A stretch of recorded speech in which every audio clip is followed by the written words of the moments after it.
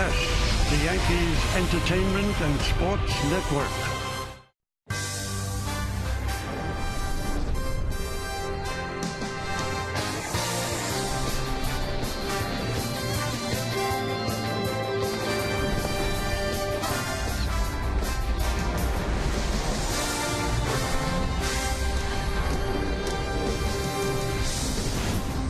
Big matchup with CC Sabathia on the mound against Felix Hernandez, and Curtis Granderson is back as well. He got hurt on February 24th in spring training, fractured his right forearm, rehab down in the minor leagues, and he is in the lineup today as the Yes Network presents New York Yankees baseball. It's the New York Yankees against the Seattle Mariners in the first of three from Yankee Stadium in the Bronx, New York.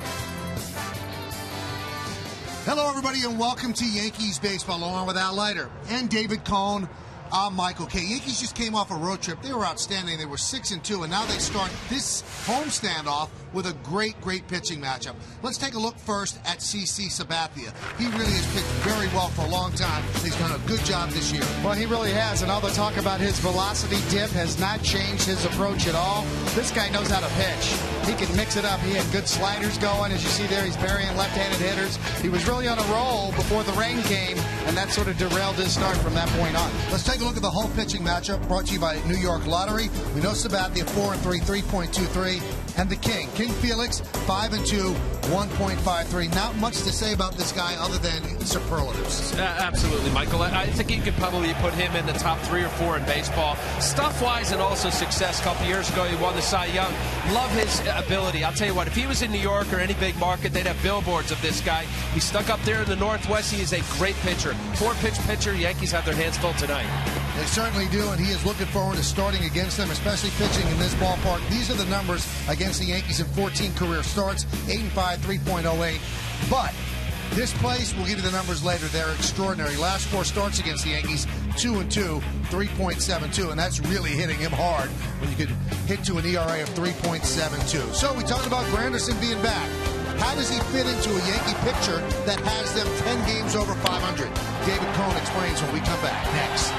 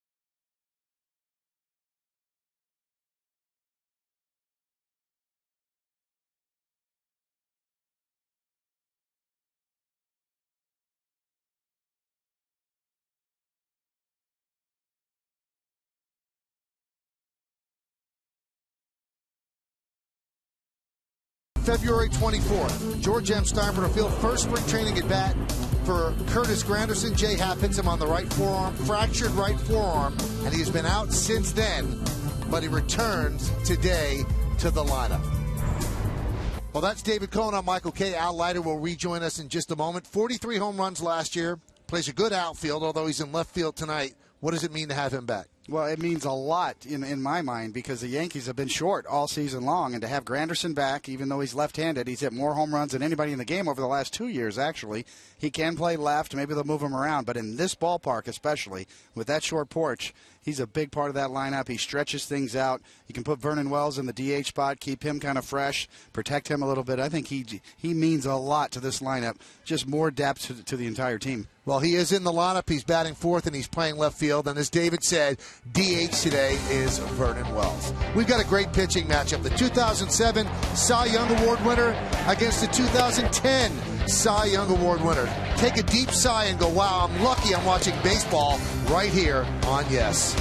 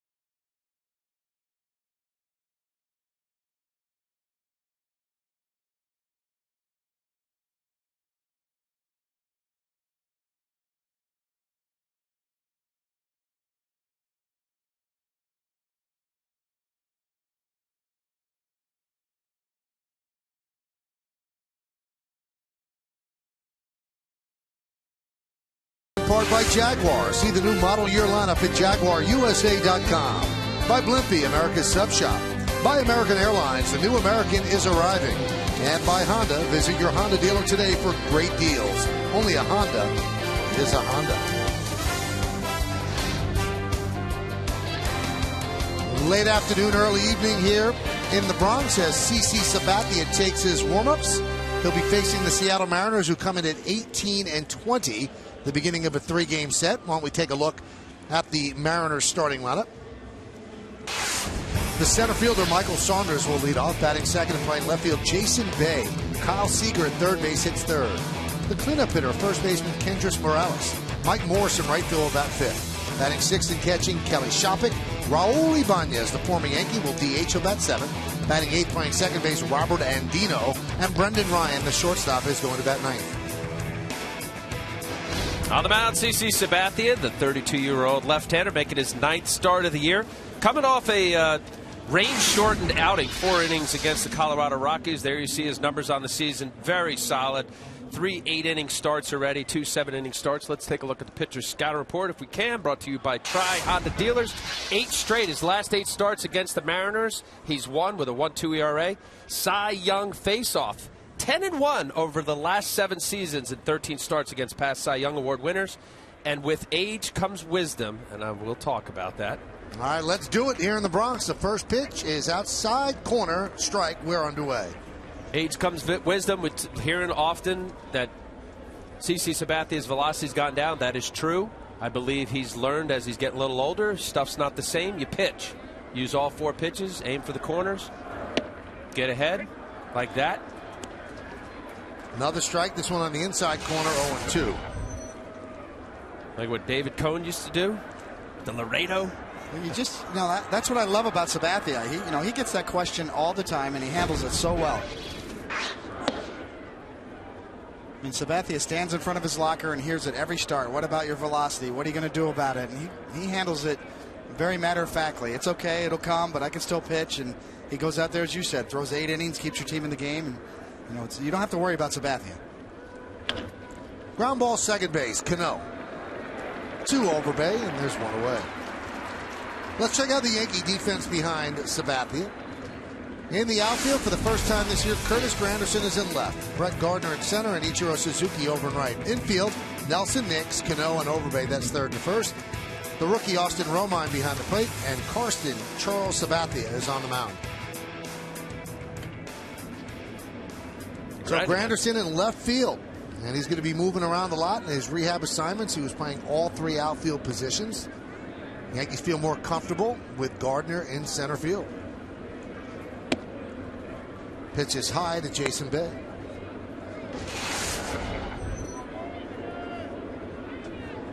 As they should, Michael. I think Gardner deserves it.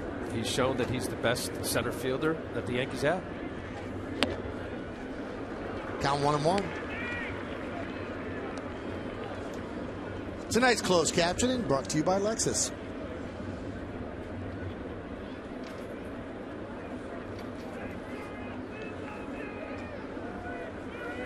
You know, Met fans have to look at Jason Bay's numbers and go, what? And he was just lost with them, lost. And it's a classic case of a change of scenery really helping a guy out.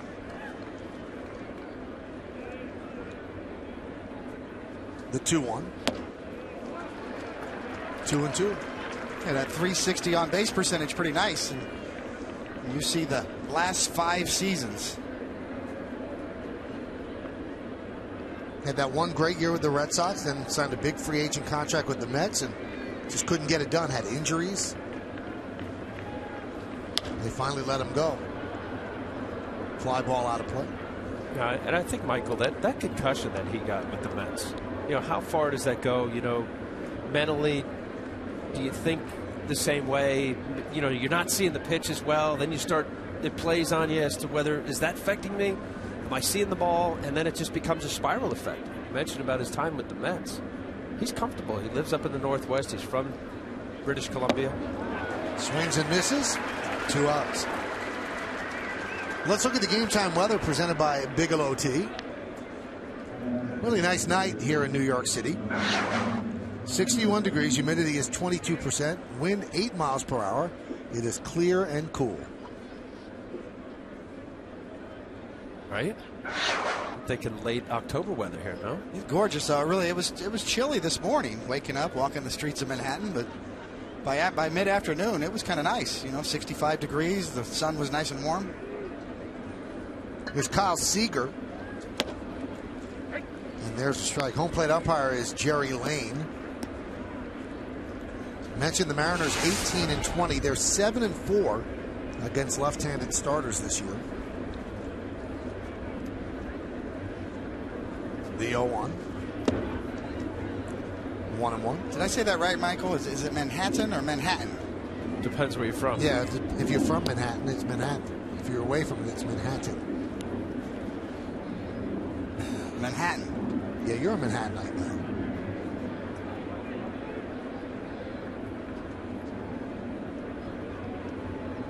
One. There's the strike. 1-2.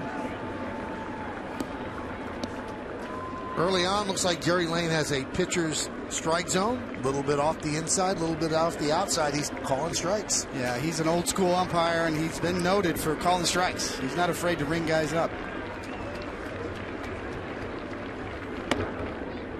And is that a big uh-oh for both sides?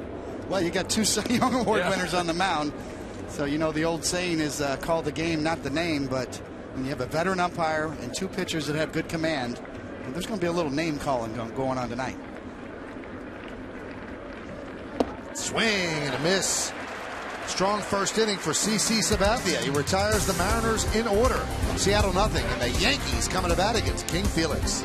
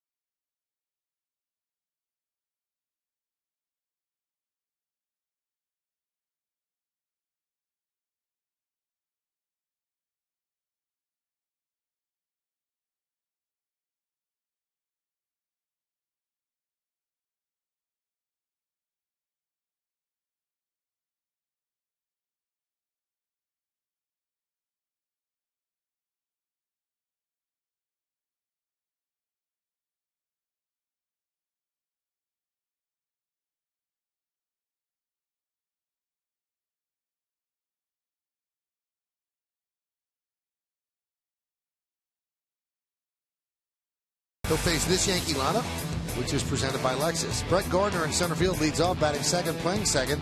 Robinson Cano. Vernon Wells will DH. He's third. Cleaning up the left fielder, Curtis Granderson. Lyle Overbay at first base will bat fifth, batting sixth, and playing shortstop, Jason Nix. Ichiro Suzuki will play right field about seventh. The number 8 hitter is a third baseman, Chris Nelson. And Austin Romine is going to catch, and he's going to bat ninth. 27-year-old right-hander, King Felix. Felix Hernandez making his 9th start of the season. Talk about domination, folks. This is one of them in the game. 5-2, the 1.53 ERA leads the American League in that category. Let's take a look at the pitcher scatter report, brought to you by Tri-Honda Dealers. I said ace of aces, stuff-wise and success. You could put him in there with Justin Verlander or Clayton Kershaw. He's that good. Love the Bronx. His 7 career starts. He's 5-2 with a 2.06 here in New York. And definitely on a roll. His last 5 starts in 38 innings. He's given up 3 runs, 40 Ks. And this stat here, 3 walks. This is one of the best pitchers in the game. I'm going to amplify your second point, Al. Love the Bronx. As Hernandez deals high to Gardner. The new Yankee Stadium.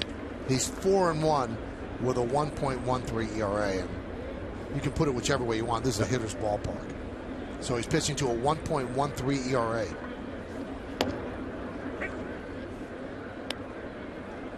These are the numbers that we were talking about. And that is at the new Yankee Stadium. Overall, including the one across the street, 5-2. And you know, we'll be talking about this series, but of his starts, this would be a snippet. 6 of his 7 starts, he's given up 2 runs or less, with a 5-2 record. This has been a ball club that has struggled to score.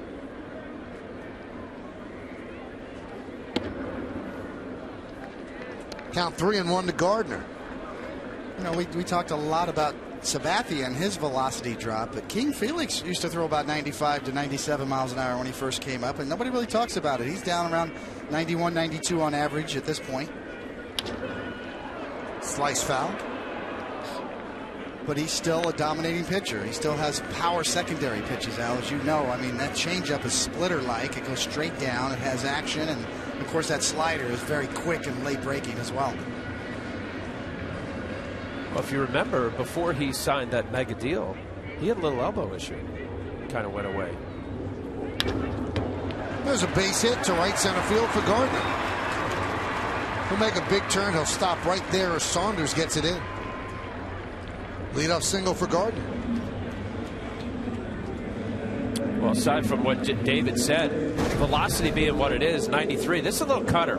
This is nice hitting right there. That's not easy to do. Brett Gardner pulls his hands in enough. Nice line drive past the second baseman. The fastball is not straight. Watch this here. He sets up middle of the plate. Shopik does. But see, there's a slight little cut. The ball ends up in on his hands. Looked like he wanted that ball away. Nice center of the field kind of approach from Brett Gardner. Here's Robinson Cano.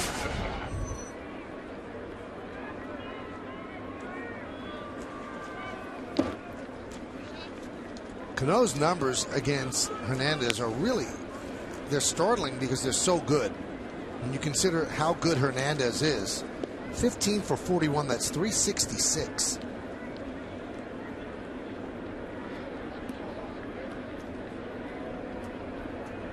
Yeah, looking at the batting average against Michael, that is the best against Hernandez damage-wise. Jason Nix is 5 for 10, batting 500.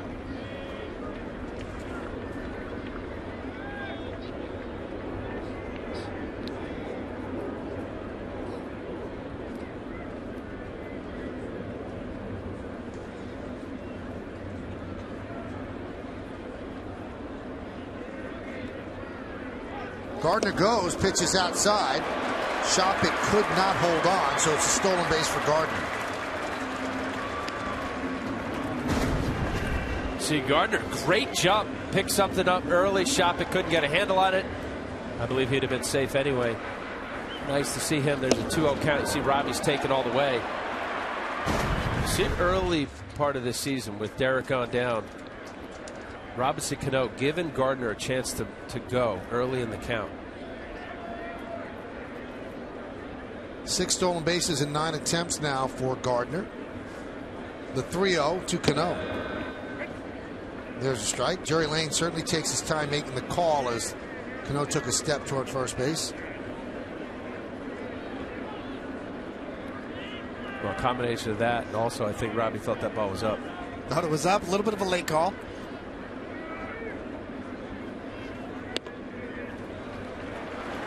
And a walk nonetheless.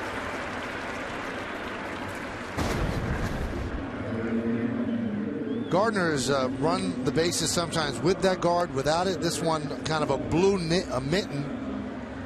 It's an elbow guard that's been cut and sewn at the end, so he uses that as a sliding glove.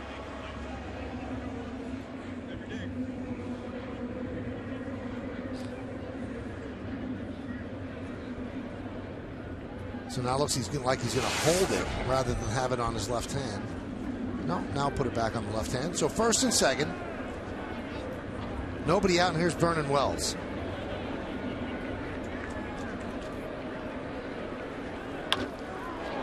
Fly ball right field. Morse is there, and he'll make the play. 1 out.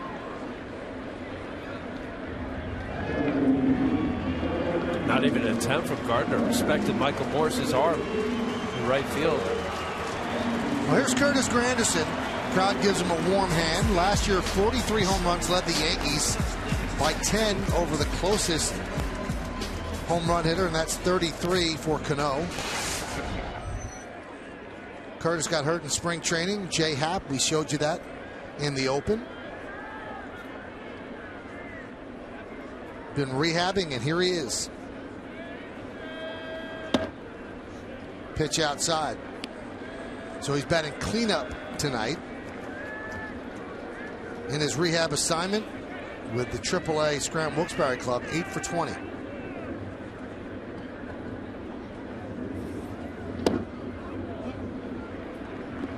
Count 2-0. You know, the interesting part about his rehab numbers is that people were talking about Granderson needing about 40 to 50 at-bats, but when you go 8 for 20 and you're swinging the bat well, come on home. We'll put you right in the 4-hole. So only 20 minor league rehab at-bats.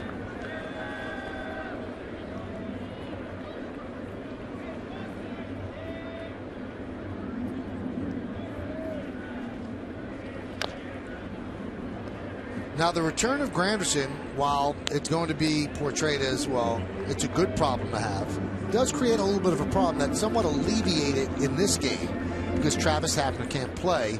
Right shoulder is barking, underwent an MRI. We're awaiting word on what that MRI shows. But if Hafner was going to play today, then Vernon Wells has been playing very well, is probably going to have to sit.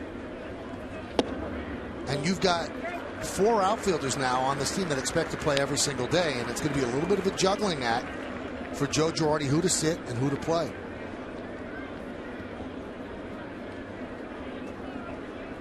The first time they've had that problem all year. Yeah.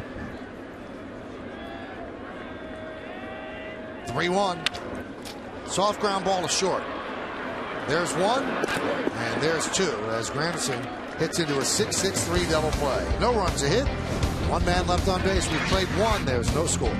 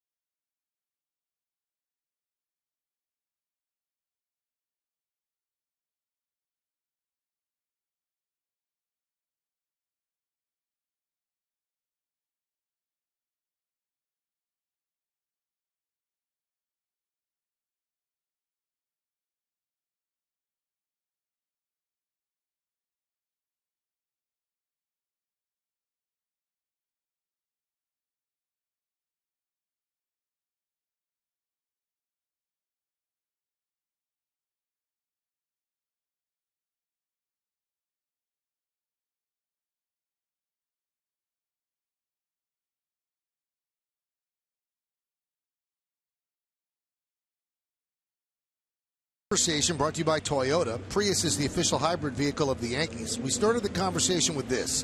Which of the Yankees youngsters impressed you most in yesterday's Game 2 win, and why? Here's some of the conversation. KCJ60.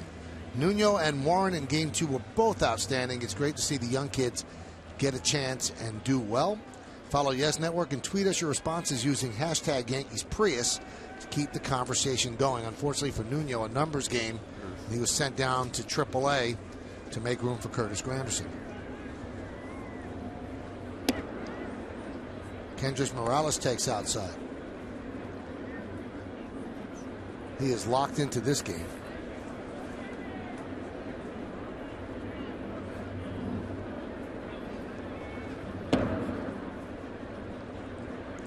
Count 2-0.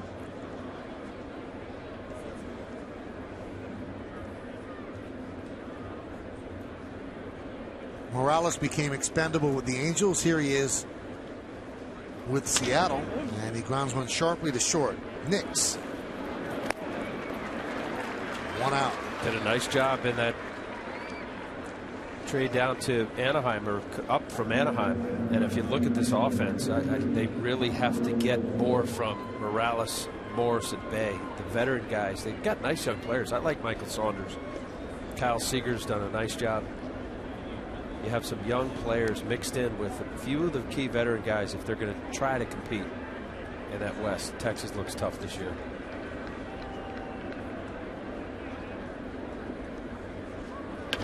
Morris wraps one to left field. That's going to be a base hit, one hop up against the wall. Granderson fields. He's going to fire to second. Morris hustling for two, and he will make it. So the first hit against Sabathia, a one-out double for Michael Morse. Well, you see, Morse is a big guy, and he gets on that slider. And Sabathia kind of leaves it middle in and catches a break on the one-hop double as opposed to up in the seats.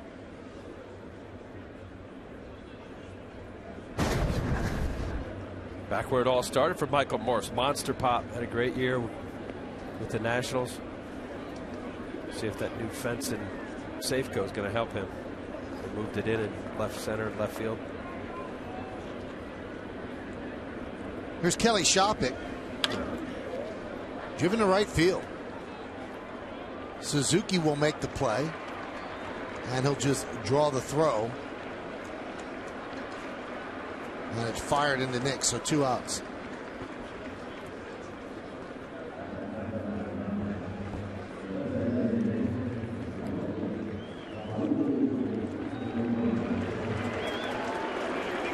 Nice hand for Raul Ibanez.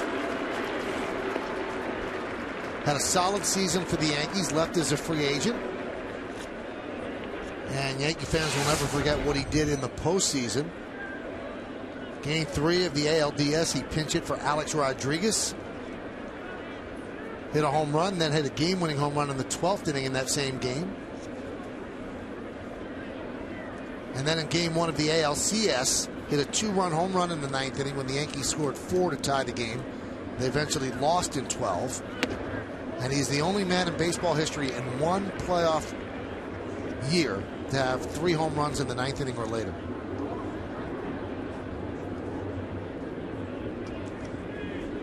Anytime you got only man in history. That was dramatic. Well, he made his mark. Ground ball to first. Overbay flips to Sabathia, was late covering.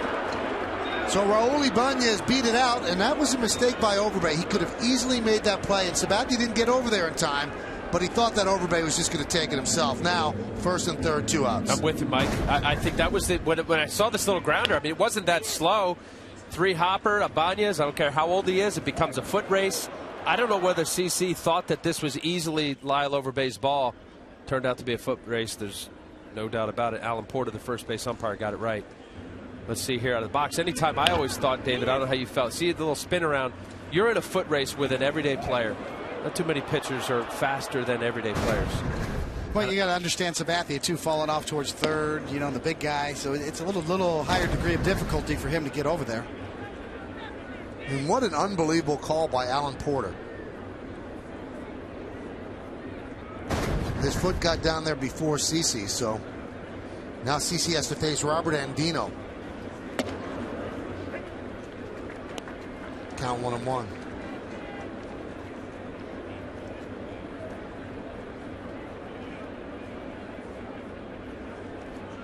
There's one guy that's given Sabathia trouble too, Andino, 8 for 23 for 348 average lifetime career against CC. That's a pretty good body of work too. It's not, 2 for 5, 23 at bats.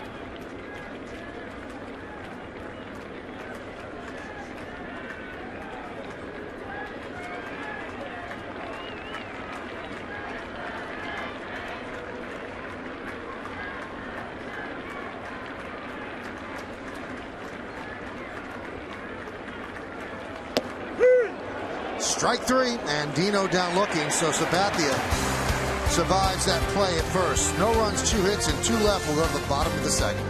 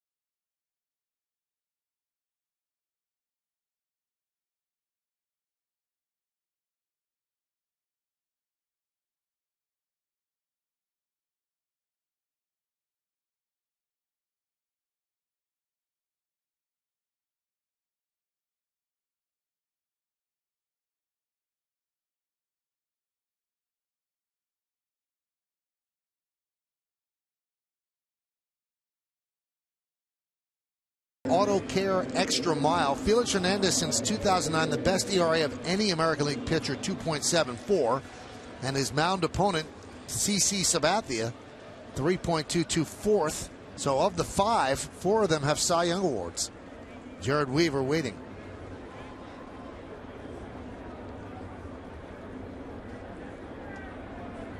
Overbay will lead off against King Felix. Now, most people look at Felix Hernandez, and Al mentioned this in the open, kind of works in quasi-anonymity because he's pitching in the Pacific Northwest. That, there'd be posters and billboards and all that if he played it for a major market team.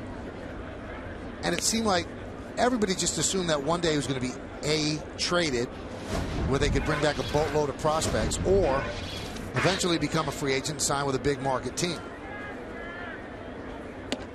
But he shocked everybody in baseball when he agreed to a 7-year, $175 million extension. And he's in Seattle for the long haul. He wants to pitch till he's 40, so he'll have 6 years left after this contract's over.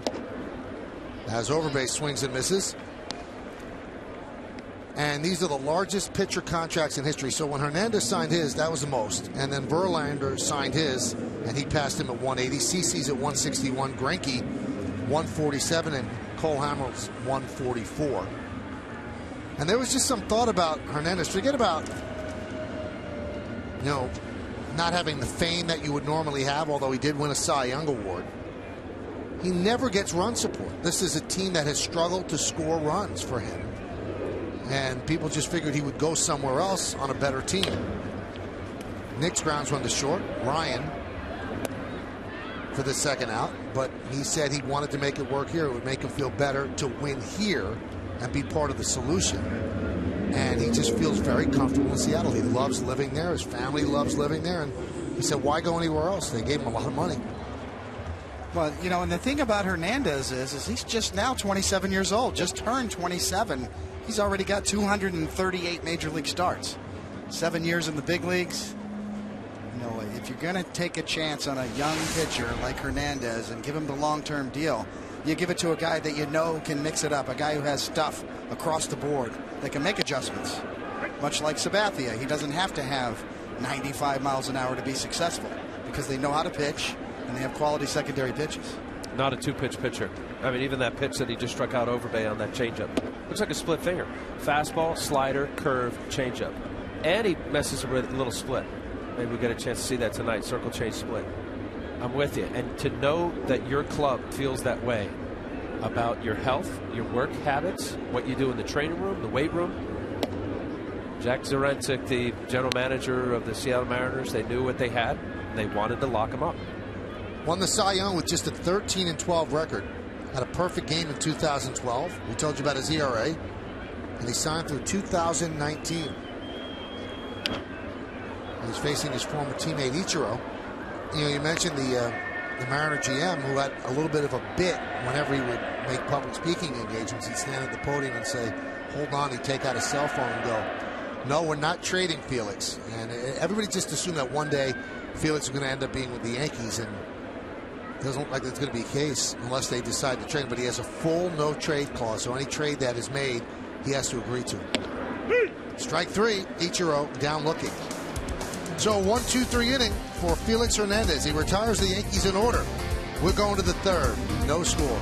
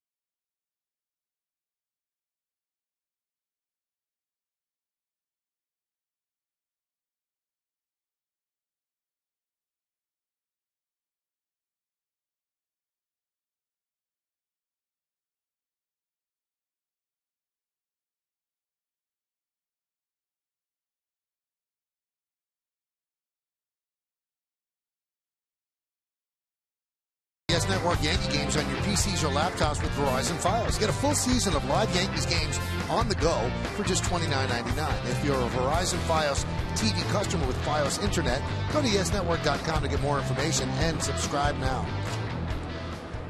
Here's Brendan Ryan, and he swings at the first pitch and pops it up. Cano calls off Overbay and makes the play in foul territory for the first out. Lincoln scoreboard, there's no score, so far the pitching matchup on paper has spilled out onto the field. You know, we talked about the Mariners, and they're really low in all offensive categories, and you might know the lineup that we gave you, and we showed you that Kelly Shopik is catching. And so if you're a real fan of the Yankees, you're wondering, well, why isn't Jesus Montero in there? Is he hurt? No, he's not hurt. He's been terrible. And the only reason that they would play Jesus behind the plate and put up with what many believe is subpar defense is because he can hit. Well, he has not been hitting. He's hitting 200, 3 homers and 9 ribbies. When he's behind the plate, he's not handling the pitchers well. They have, the people I talk to say he has a windshield wiper type of catching motion where he'll catch something and drop it out of the strike zone. And the pitchers don't like that. And Eric Wedge really likes Kelly Shoppach. So at this point, that deal for both teams has not exactly paid off the way they wanted. It's going to be interesting to see, as you see the numbers on Montero. The games caught, 77. And the fact that Shoppach, he's got pretty good numbers, too. Saunders grounds it to Overbay, who boots it. And that'll be an E3. Uncharacteristic of Lyle Overbay. He's so very good first baseman. Ball just kicks up on him. Had some goofy spin. Better than that. Major League first baseman easily should have that. See the ball just come up on him. Hit it on the heel.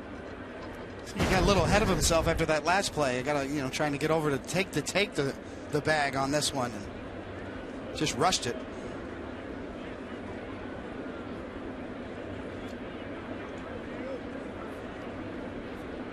Second error for Overbay this season. Pitch to Bay is a strike. You almost wonder, would Montero have been better in this ballpark? He has that natural swing to drive the ball right. Now, they have shortened the fences at Safeco Field because their offense has been so subpar, and that hasn't seemed to help him either. And if he's not catching well defensively, he's not going to see much time. That one is hammered to left field. Granderson is right there to make the play. Well, Safeco, Michael, they actually moved the fences in a little bit in center field, but mostly left center, and they lowered the wall in left field. Right field is okay as far as the opportunity for guys to hit it out. And if you remember a couple years ago, when he was still with the Yankees, he had 2 shots to right field. One went out at Safeco. And you're right, that swing of his is more right center when he's right. And the interesting point is, and I think the Yankees felt like this as well, they would never badmouth the player. They didn't think that he could catch at a big league level. They thought more or less he was going to be a DH. And the Yankees knew that on their roster they had a lot of aging players that were going to need time at DH as the years passed by. So they saw an opportunity to get an arm like Michael Pineda. And by the way, he's doing very well right now rehabbing. So they decided to trade Jesus Montero, who Brian Cash said is the best prospect that I ever traded. But they have him only behind the plate 77 out of 150 plus games. He's essentially a DH for them.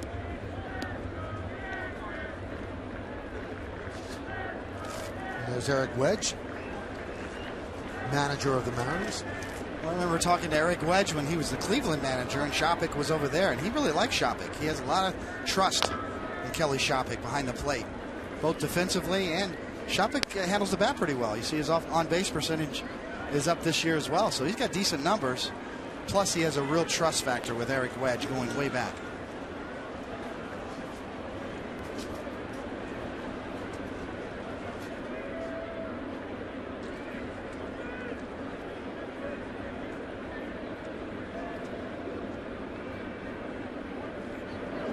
I think the Mariners, when you look at the trade guys, Jesus Montero heralded prospect throughout baseball, not only the Yankee organization, but he was liked by many. But he's 23 years old. He's about 200. His last 10 games, 188 batting average. What that does to the mindset of the psyche of a young guy, and to maintain that confidence and the bravado. You keep hearing, when he matures, and keep hearing that. Well, it's tough to feel good about yourself every day when you're batting $180, 200.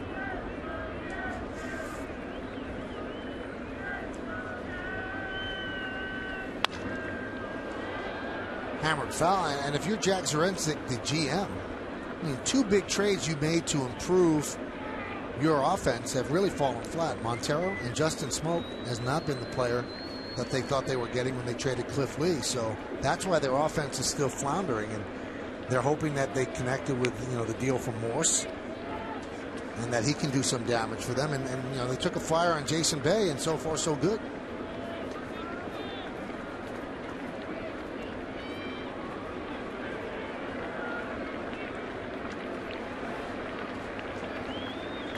So Saunders will go from first. The 3-2.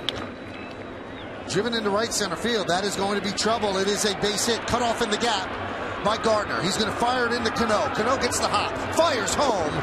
And Saunders scores on the RBI double by Seager. And it is 1-0 Seattle.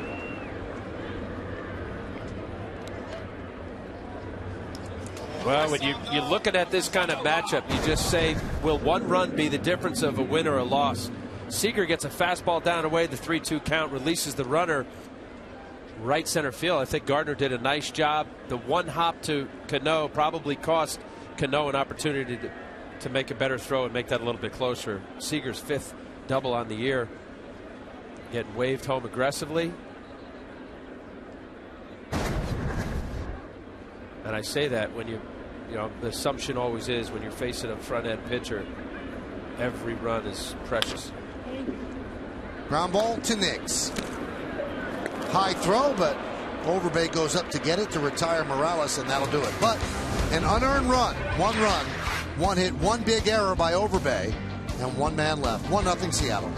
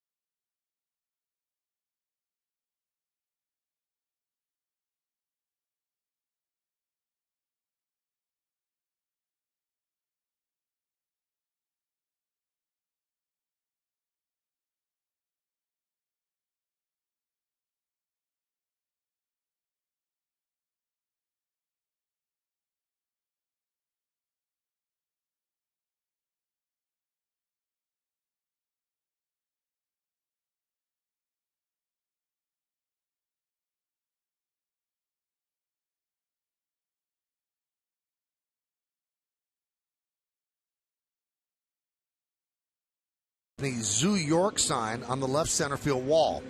But since we've returned from the road trip, it's a little bit different. Hey, Mike, it looks like Zoo York has added someone's signature to it. Guys, the lingo is tagged and looks to me like the signature of professional skateboarder Chaz Ortiz.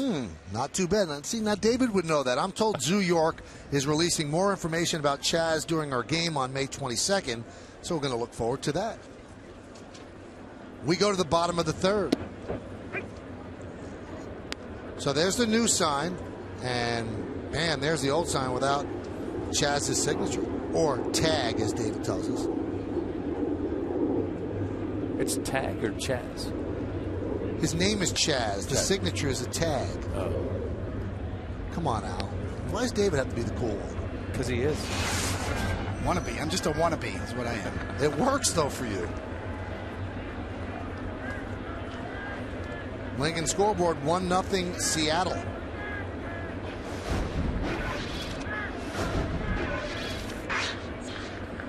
You know, Al was kind of intimating it, but that error by Overbay in a pitching matchup of this level, and with a guy like Hernandez who's used to not getting any run support, that run really looms large.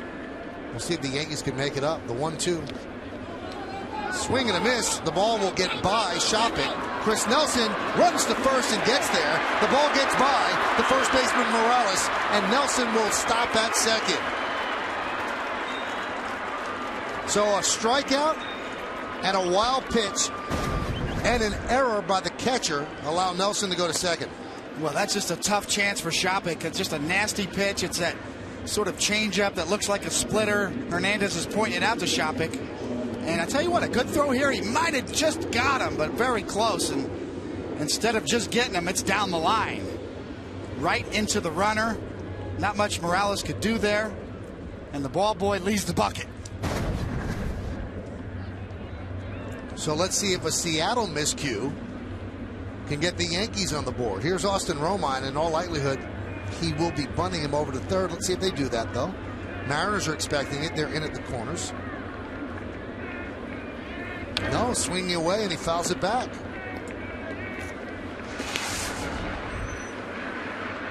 Romine picked up his first big league RBI, driving in Corbin Joseph in Cleveland with a double.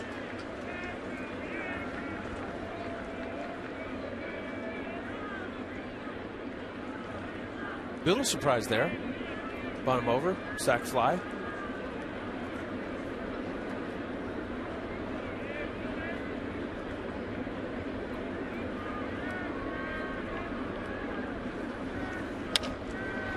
He gets the job done, hits the ball on the right side, and Nelson moves to third. So Romine does his job. Nice job, Michael. Gets a slider running away from him, has a chance to push it through the hole. Could be a base hit. But the whole approach in that at bat is trying to stay right center field, preferably a line drive. Obviously, that had tied the game up to get it out to the outfield grass. Well, you're right. A lot of confidence in Romine from Girardi in the bench. And that's a filthy pitch, but Romine's approach was that way the whole time. And I kind of like it. You take a shot, give him, you show some confidence in a young player, and he might find the hole. So not only did he get him over, he might have got it through and got an RBI. But job well done. Seattle brings the infield in for Gardner. And there's a strike.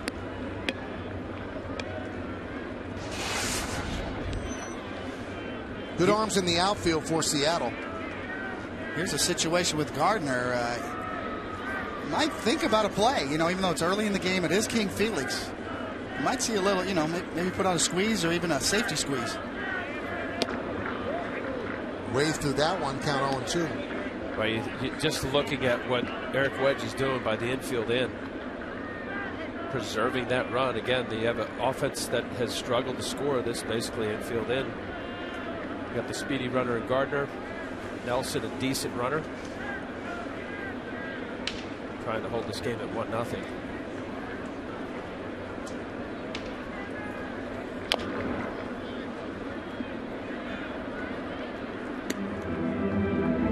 About on average across Major League Baseball, infield in, batting average up about 50 points. Taking a 250 hitter makes him a 300 hitter. This is where really King Felix excels with all that good low sinking stuff that he has. He's tailor-made for this. 1-2. See, not only can he go for a strikeout with that stuff, but he's a high ground ball rate pitcher as well.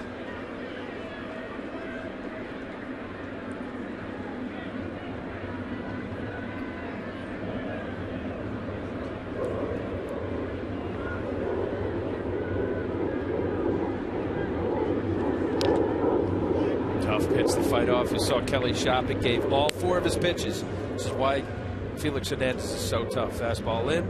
He went to changeup, which was the wiggle of 4. Put down a 3. He wanted the curveball. Tough pitch to fight off there for Brett Gardner.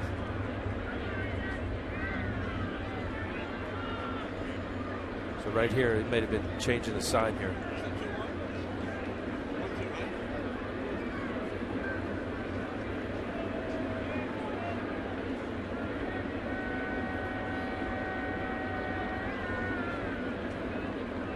Fastball in.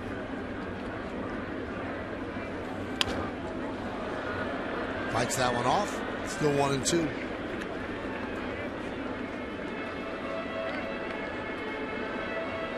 Now the thing with, I don't know how you felt. I know you had that split. You had the 2 different breaking balls. This is the scary part for a pitcher, because if it is the changeup, and his split, as David said, looks like a split finger. It's got good downward action, and the good curveballs in the dirt. You have to trust your catcher. He's going to block it. Breaking balls down in the zone. That's where you want to expand with your off-speed pitches. The runner at third base, wild pitch pass ball. It's a tie ball game.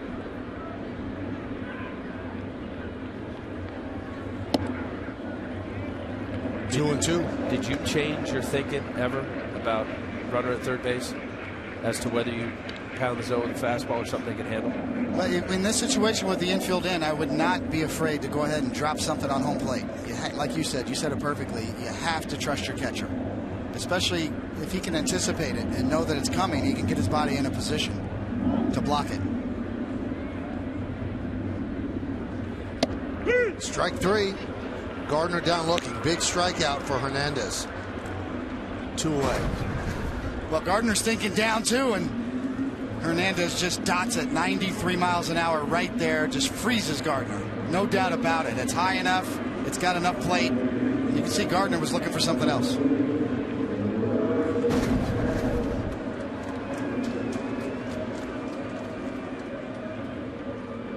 So that's going to bring up Robinson Cano. Walked his first time up. Infield could back up with 2 outs.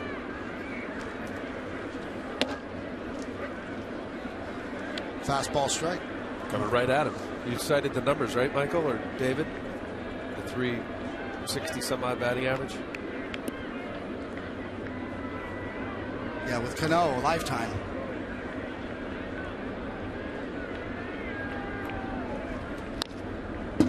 Oh, 2.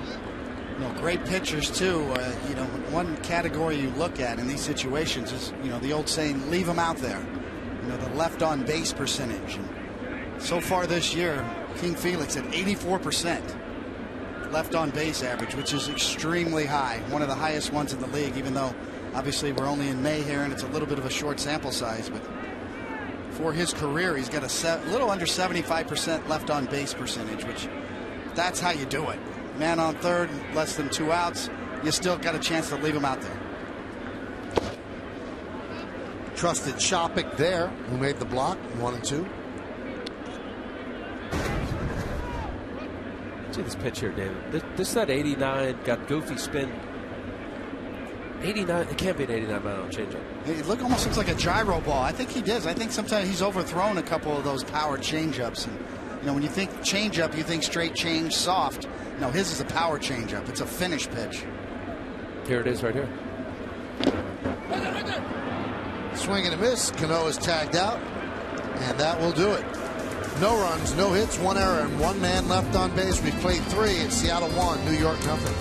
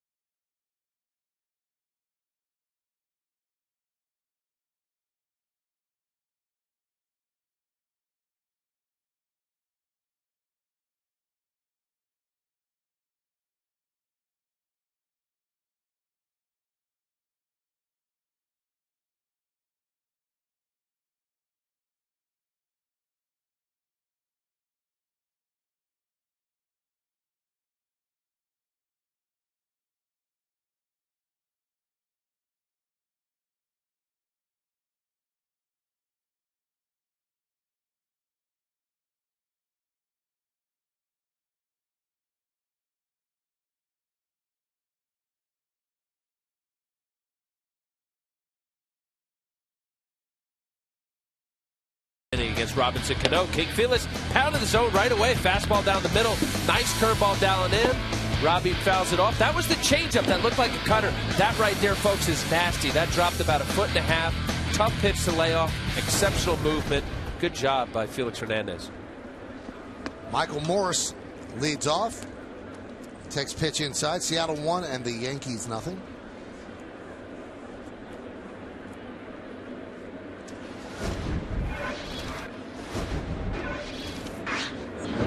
First time that CC and Hernandez have ever met.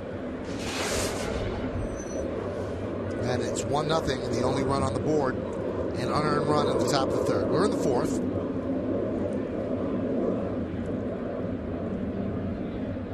Moore showed a lot to his Seattle teammates. A couple of outfielders were injured, and he suffered a broken finger, right pinky. And he refused to go on the DL. They had to fight him to sit out for 3 games. And then he was back in the lineup, and it did affect his hitting. You see his numbers are not what they were in the National League, but it's starting to come back for him. But he showed his teammates he'll play through pain. And there's something to be said for that when teammates can believe in you that you're going to go on the field.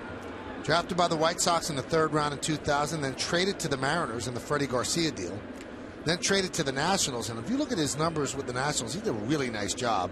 And then back to the Mariners in a 3-team deal with Oakland. Well, especially that year in 2011, Michael. 303 batting average, 31 home runs.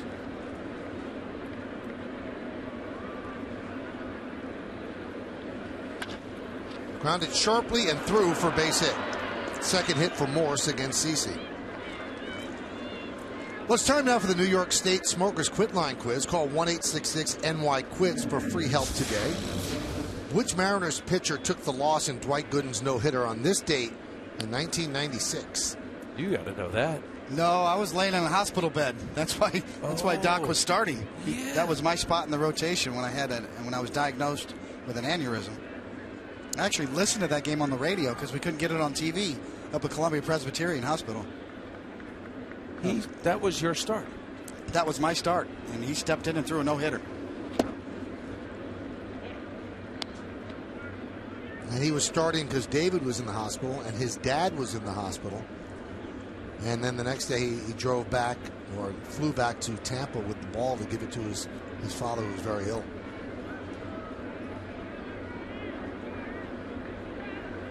And of course, 3 days before that date, Al Leiter had a no-hitter. Was completely overshadowed. Popped up. Shopik retired as Cano makes the play. Go back to 1996, May 14th. Doc Gooden on the mound for the Yanks. Paul Sorrento. Oh, is it Joe Girardi?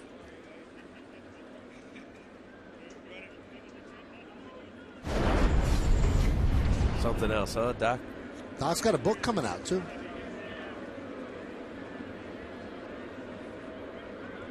The play of that game came early in the game. It was an unbelievable play in center field by Gerald Williams. That was probably the closest to a hit that Seattle came. And Joe Torre showed a lot of guts keeping in Gooden because the pitch count you could see was high. It was a game that he didn't want to lose. There were people on base, but he kept them in. And 6 walks, but no hits and no runs.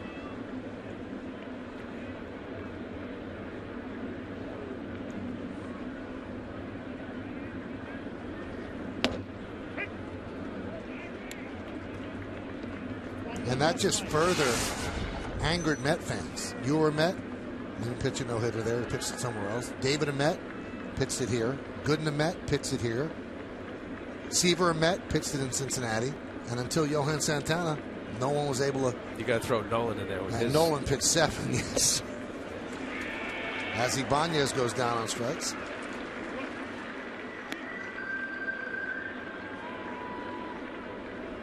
But you get a feeling when you watch him that Matt Harvey might join that list. Leader of all the baseball in ERA. Looks good, young-looking pitcher. He gets it, too. He's very polished. One of the most polished young power pitchers I've seen in a long time come up to the big leagues with 4 legitimate pitches and good command of them all.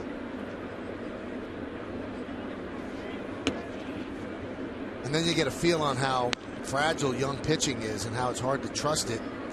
Mets had to fly back Zach Wheeler today from Las Vegas because he has a problem with his clavicle, so they're exploring what's wrong with him. So you can have the highest hopes in the minor leagues, and then you just never know. Pitching is fragile. The 1-0.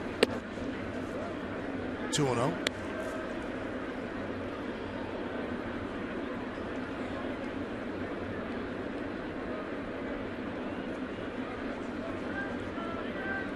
So Morse on first, and Dino at the plate.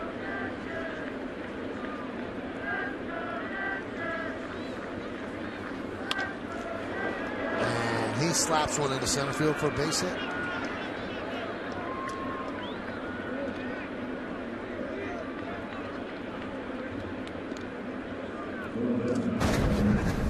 Nice little line drive approach.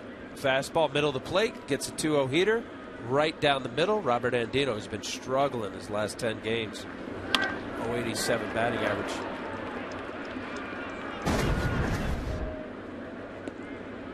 Speaking of young pitchers, Jabba Chamberlain, through 1 inning in a rehab assignment, gave up 2 hits, 12 pitches, 9 strikes, 5 batters faced. So he could return to the Yankees shortly off the DL. There's a strike to Brendan Ryan.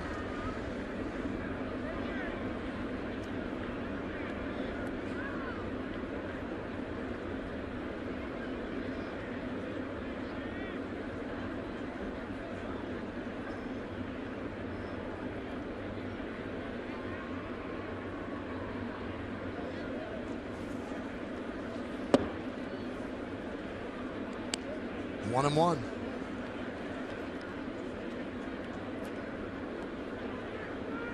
That fastball by Sabathia was 92, and although in the past that would be something to take note of, he's pretty much been at 90 all year. So when he hits 92, he said that some of the velocity will come back as the season wears on.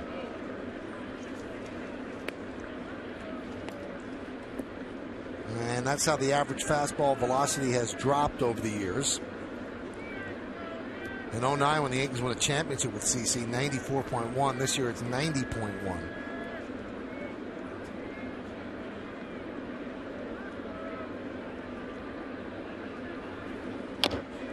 Dribbled slowly to third. That's a base hit. Nelson should not have thrown the ball, so the bases are loaded, and that's going to bring up Saunders. A good pitch, change up down. You do what you're supposed to do as a pitcher. And you just are a little bit unlucky on this one as Brendan Ryan takes a full swing and the ball goes about 39 feet. And Michael's right. Nelson with an ill-advised throw. And that's on our Mercedes-Benz Yesmo.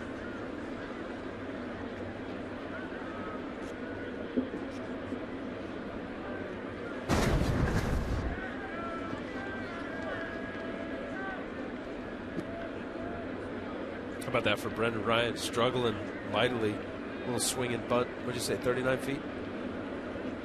I think he said 39 and a half. Okay. Big, healthy cut by Saunders. 0-1. We showed the velocity drop for CC. That's significant. You know, I mean, we went back to 09, 94, but, you know, a mile or two, maybe folks looking there saying, no, that's not that much. That's the average velocity over, you know, several thousand pitches.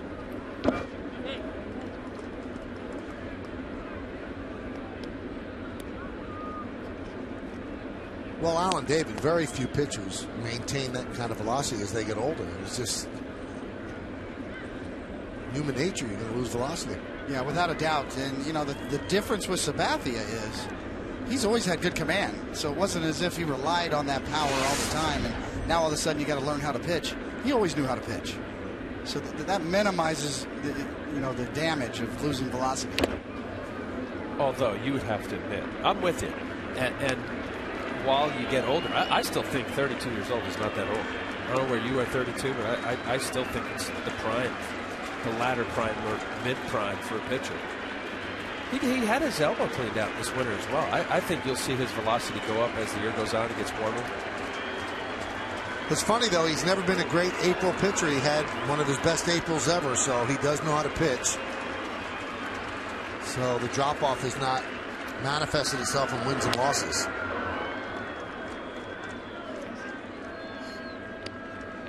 I mean, truth is, if you scour, the scouts are doing it right now as the upcoming Major League Baseball draft's coming, you like power. And why is that? Because it makes up for mistakes of guys that lack command. 95 miles an hour, you can get away with it more often than the guy throwing 89, 90.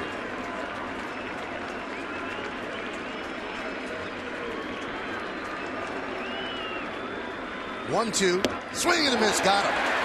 Threw a fastball by Saunders, and CeCe gets out of trouble, and the Mariners lead the bases loaded. Go to the bottom of the fourth.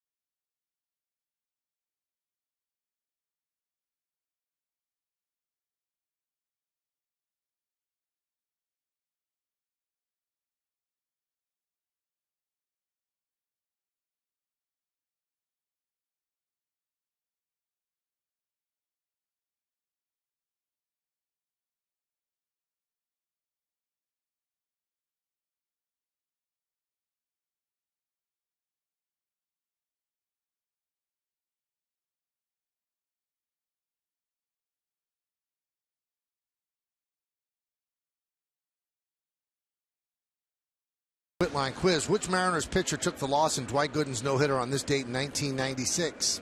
Who is it? I don't know. Chris Bosio. Sterling Hitchcock. Yankee farmhand. Vernon Wells takes a strike. That's how we got Tino Martinez, isn't it? We sent Sterling out to the Northwest. And Russ Davis. Russ Davis, part of that deal.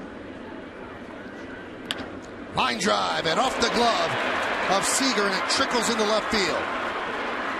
A big turn by Wells, but he's going to stay right there. So he starts off the inning with what will probably be scored a single. That's a hot smash right there, Michael. Let's see what they do with Kyle Seager. Gets ready. Little hook to it. Probably should have had it. I know it was hit hard. It's the major leagues. Just misjudged how far up he should go. You see his reaction, a little yell. Nope, it's not there.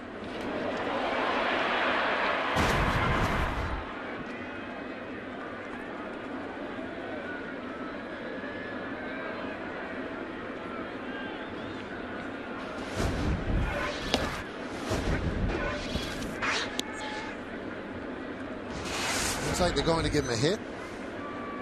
Yankees' second hit. It's got to be a hit. No doubt about it. That's why they call it the hot corner, as Al said. Seager will say he should have had it, but that wasn't the easiest of plays. Grounded foul.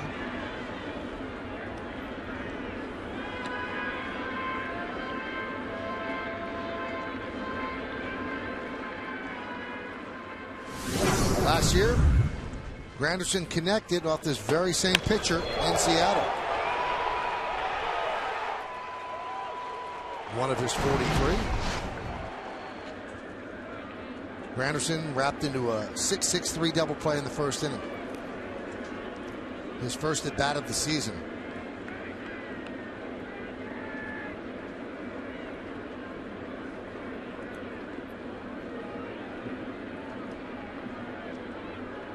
Keeping Vernon Wells honest over there. Quick throw over.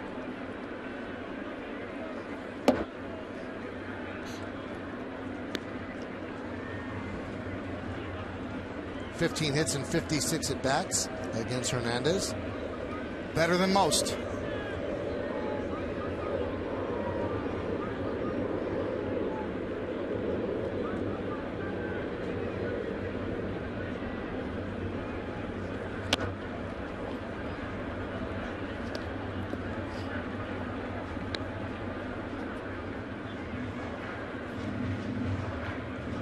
You see him.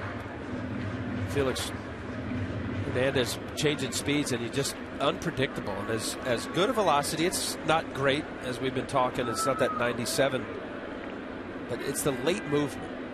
Not only his fastball, changeup, he's got 2 breaking balls.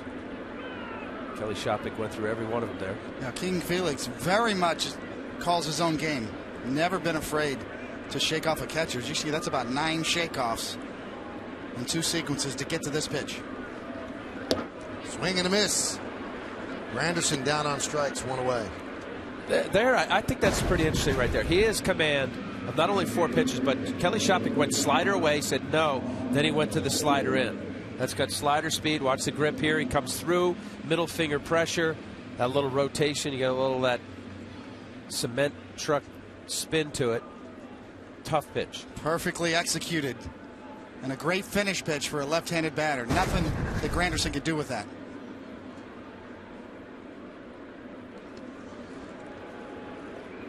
Seattle leads 1-0, and that seems like an avalanche of runs for Hernandez in 89 starts in his career. 89. The Mariners have scored 1 run or no runs in those 89 starts. That's amazing. Well, he won the Cy with, what, 13 wins? 13 and 12. 13 and 12, Cy Young Award winner. Even the game that he pitched his perfect game in 2012 was 1-0. So there was no breathing room. He couldn't let a runner on. And he's 96 and 24 when Seattle scores 2 or more runs for him.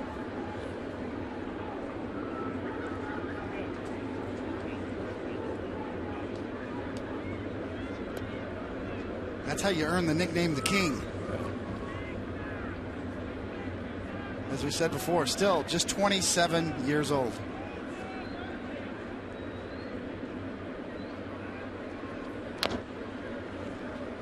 Count 1-1. Lyle Overbay would like to get a big hit here because it was his error in the 3rd inning that led to an unearned run. That's the only run on the board. Just his 2nd error of the year.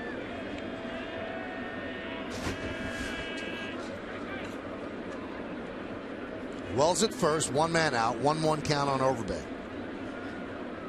Wells has shown us that he can pick a spot and still run. He's got some bags this year so far. A lot of that is just picking the right pitch to go on. Sometimes those veteran base runners like Wells can kind of actually even peek in to Kelly Shoppach and steal a sign. Now Shoppach has thrown out 5 of 12 runners attempting to steal, and you see Vernon Wells 4 out of 5. And to compare Shoppach with Montero, Montero has thrown out 1 of 17 base runners. No peeky there. He's got his eyes on King Felix. Grounded and grabbed there by Andino. He flips to first, and the out is made. The catch was made by the first baseman Morales. Hernandez was right there as Wells moves to second. Now Joe Girardi's going to say, hey, my guy couldn't get to the base. Well, this is an interesting interpretation because he is right in the way, and that's a very valuable knee that just gets clipped right there. You see Felix Hernandez is coming up a little bit limping right now as well. Now Alan Porter, the first base umpire, listening to Girardi, is now going to check out with the other umpires if in fact Overbay had nowhere to go. And it's clear he had nowhere to go. Yeah, that's obstructing the runner. The runner has to have access to the base. Can't run in front of him. Now this isn't reviewable. So this is hopefully the other 6 eyeballs saw it that way. You see King Felix in the way, can't step on the bag. Unintentional. Yeah, Andino's acrobatics kind of threw both the first baseman Morales off and King Felix. And when I say reviewable, home runs are reviewable with video or replay.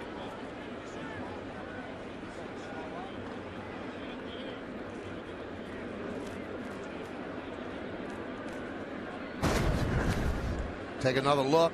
There's Hernandez right in the way. Now, is there interpretation that he would have been out? Does that factor in?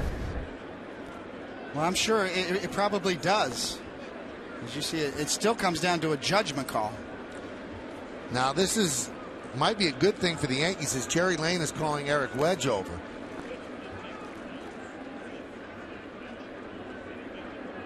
Also, Lyle Overbay actually did the gentlemanly thing and tried to avoid Hernandez. If you're on the baseline, he could run right up your back and knock you down if he wanted. And it looks like they are going to call interference there because Wedge is angry.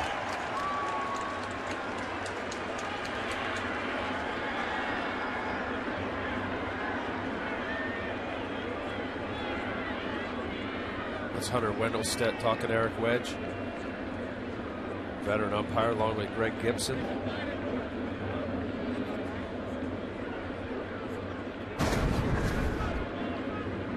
Well, Eric Wedge is going to probably lose this one because all 4 umpires got together to talk about it, and that is the definition of obstruction. So the issue is that whether he was there or not, he would have been out, but it still inhibited him from being able to tag the base. You could always make the argument, Al, that the reason that he was out at first is he slowed down because the guy was in the baseline. So you can't really say, well, he would have been out. He likely would have been out. Yep. But you could always counter argue and say he had to slow down, otherwise he would have crushed Hernandez. I'm only saying that, Michael, because Eric Wedge had to have seen it as well. He had a good vantage point from the third base dugout. He's looking right down the line. So he knew his pitcher was in the way. You can almost see Hunter Wendelstedt's lips there. He was in front of the base, in the baseline. Don't need a lip reader for that.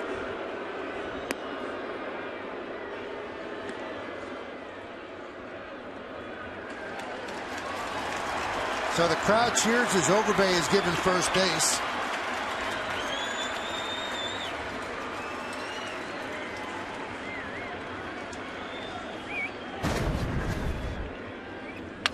This is the play in regular speed. It got under the glove of Morales, and Andino fires to Morales, and Hernandez was in the way. That's Hernandez's reaction when he found out the call was not going his way. That scored an E1.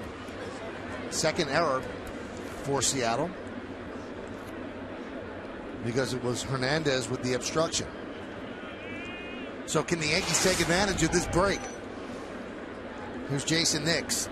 More importantly, on the Seattle side, Felix is okay after a dangerous play.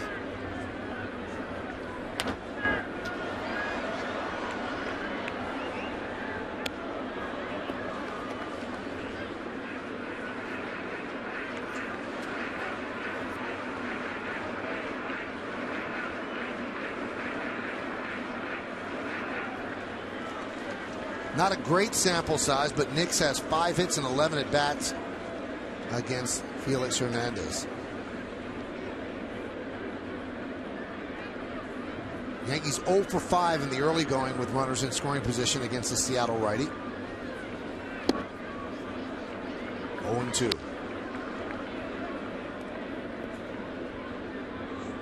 Lately, you see that Nix has hit well. 6 for 15, 2 doubles, 5 runs scored. He's really taken the sting out of the Nunez injury. It's Joe Girardi very comfortable and going ahead and running Jason Nix out there to play shortstop every day.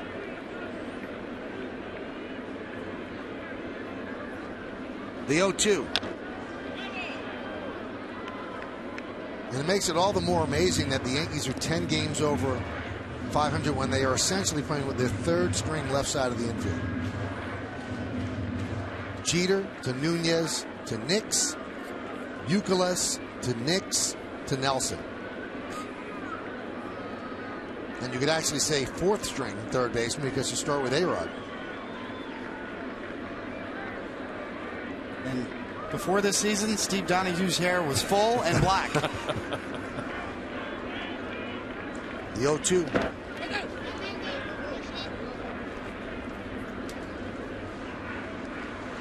Let's check out the standings presented by Lowe's. Yankees lead the American League East. They're in first place, 1 game over the Orioles, 2 over the Red Sox, and no one expected the Blue Jays to be 9.5 games out here on May 14th, but that's the case.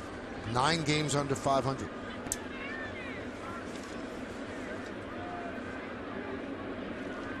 The Baltimore Orioles just picking right up where they left off last year, continuing to prove themselves.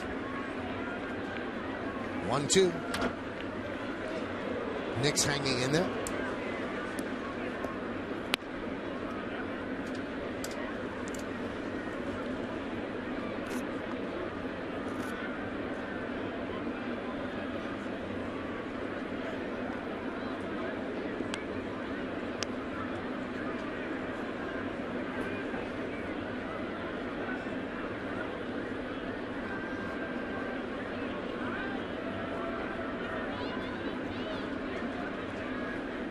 One, 2. 2-2. So up in Toronto, you got the Giants, San Francisco Giants in Toronto, Al, and Toronto dropped a 6 spot on Barry Zito in the first inning. Now 6-2 in the fourth. I thought that was a pretty interesting matchup. And R.A. Dickey spotted with a lead, and see if he can turn his season around a little bit up there. More than they need him ever. Pitched like the Cy Young Award winner that he was last year. Josh Johnson goes down with injury. Mark Burley is having a rough go back in the American League. I still think that's a better team. They're not a 15-24 club. Remember what Bill Parcells says. You are what your record says you are. The 2-2. And Nix has worked the count from 0-2 to full. You know what? Those last 2 takes, Michael, the previous 2 pitches of nasty changeup, and he took it balanced. And I see that as a pitcher, a guy that's got a 2-strike approach. He's just thinking middle of the field or right center. This is a fastball away down in the zone. But the pitch before was a tough pitch he took. Thumb breaker for a catcher with that kind of movement and velocity. 3-2.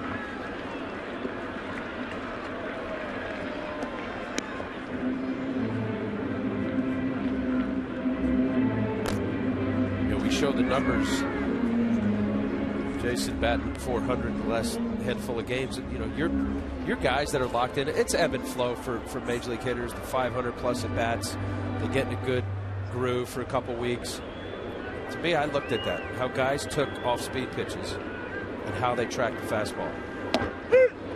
Strike 3 right down the middle. Wow. He tracked that one. So Nix down looking.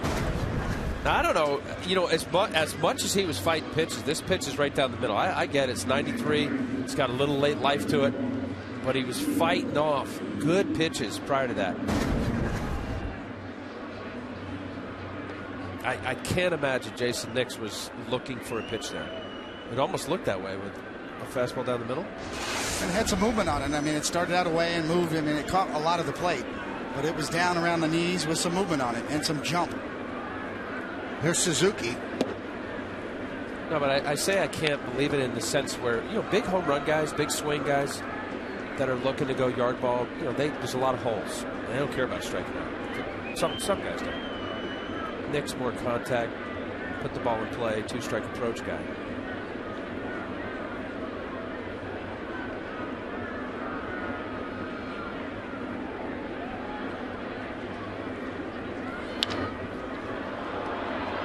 Foul the other way and out of play. Ichiro leads the Mariners all time with 2,533 hits. Yankees got him toward the end of last year, and he was having kind of a subpar year with the Mariners.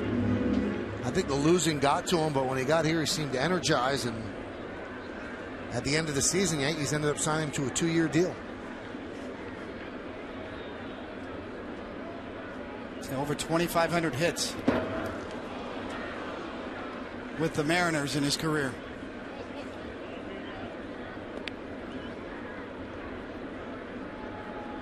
Last 2 seasons with the Mariners, he was 261 before he got traded, and now with the Yankees, including this year, 298.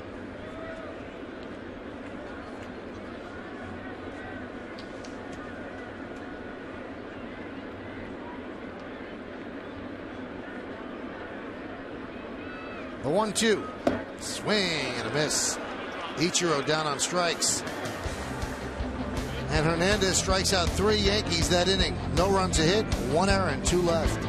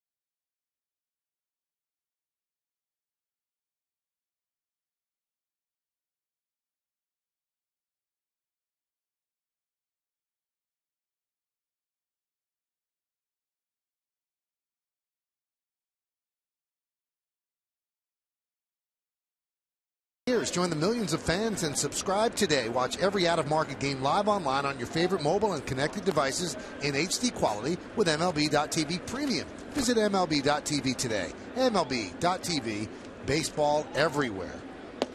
We go to the 5th inning, and Jason Bay takes a strike from CC Sabathia. It's 1-0, an unearned run by Seattle in the 3rd inning. And that's held up so far. We've got the pitcher's duel that we expected. The 0-1. Hammered foul.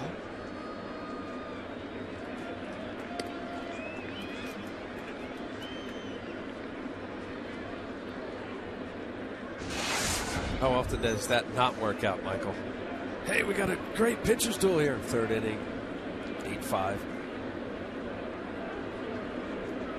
The 0-2. Swing and a miss. Bay now 0 for 3 with 2 strikeouts. Well, Sabathia just continues to miss bats, and all the talk, I know we've overplayed this and beat it up about the velocity, but that's a 6th strikeout tonight. And he, as I said before, you start to worry about guys that when they stop missing bats, because Sabathia has always had that ability to strike guys out, to get swings and misses. And nothing's changed in that category for this guy. As I said, that's the 6th strikeout on the night so far.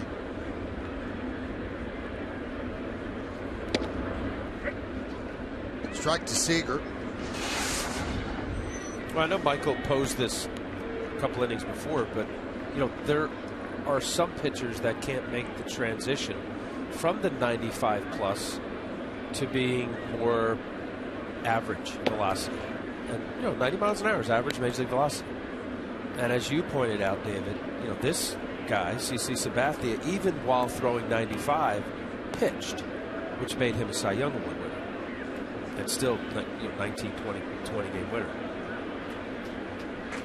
And I think often when you see special arms a lot of times they're two-pitch pitchers. They primarily relied on a plus fastball and a put away pitch. So he sees it merge with a little changeup he throws. He takes a little off his fastball away, which has some sinking action.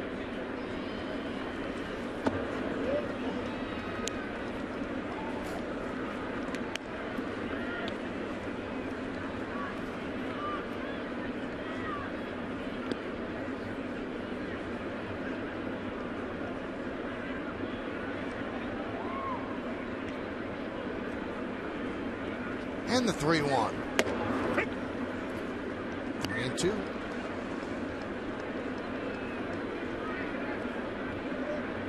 That's kind of how you do it. That's the formula, 3-1 slider.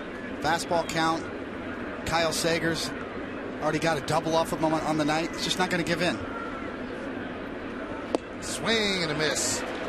Seager down on strikes. Well, Seager was one of the hotter hitters for this Seattle lineup. This Seattle lineup is in bottom in offensive categories in most all of the categories respectively. As David just said, a 3-1 slider he throws to Kyle Seager and then comes back 3-2. Again, knowing who he's facing is much of the reason why perhaps he got that 3-1 slider. Good depth to that slider. Tilt almost straight down.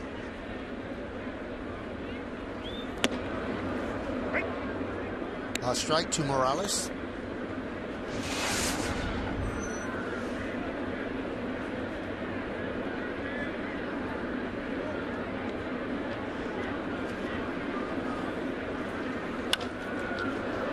Driven into right center. It's going to split the outfielders and go to the wall. And Morales picks up a 2-out double. We're going to take a look at the Pepsi's team scouting report for the Mariners. And bottoms up, oh, that's a line I've heard once or twice in my life, but ranks second to last in the AL in runs scored, hits, average, and OPS. The only team worse than that is the White Sox. Could be worse. Well, the Mariners starters have put forward 23 quality starts this season, second most in the AL. The Detroit Tigers have the most at 25. And heating up, well, they have been playing much better lately after going 0-5-2 in their first 7 series of the year. They're now 4-0-1 in their last 5. So things are coming together. They're playing much better. They're close to 500. They came into this game 18-20. Very much right in the middle there. Very much with a chance to make a run. They're not getting too far behind. Anytime you can stay around 500 through your first 40, 50 games, then you don't have to waste a hot streak to get back to 500. That's the problem up in Toronto, as Al mentioned before. You fall back too far. As soon as you get 10 games under 500, then all of a sudden you get hot. Well, you waste that hot streak to get back to 500. Seattle, decent shape, really, right here. And it's primarily because of the man on the mound tonight. Tomorrow they're going to face a tough pitcher in Iwakuma. Started out great. 4-1 with a 1.74. 2 great front-end starting pitching. That 1-2 combination of King Felix and Iwakuma is as good as any in the game. And they have a strong bullpen. They've got a lot of quality arms out of the pen. Keeps it close. Excellent bullpen. Great point.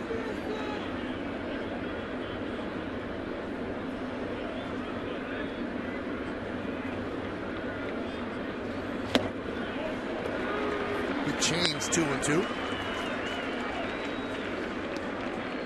Nice pitch. Pulls the string. Michael Morris, monster pop. 9 home runs on the year. 2-1 count. Little changeup.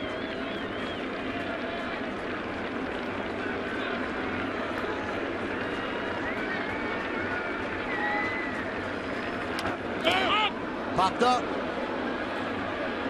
Long run for Suzuki. He makes the play.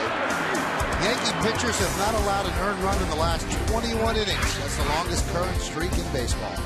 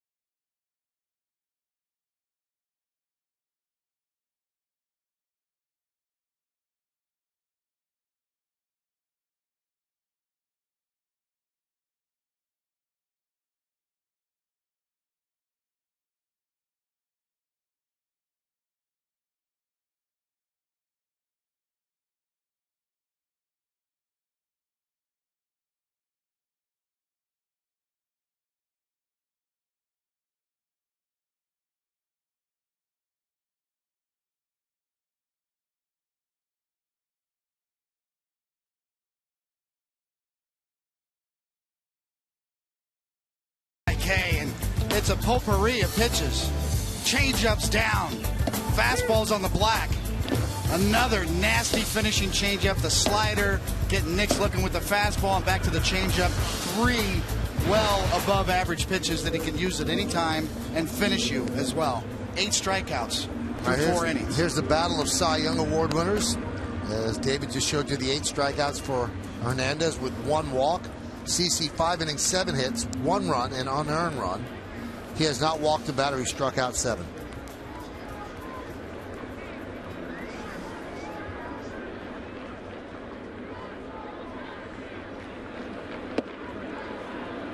Chris Nelson takes inside 1-0.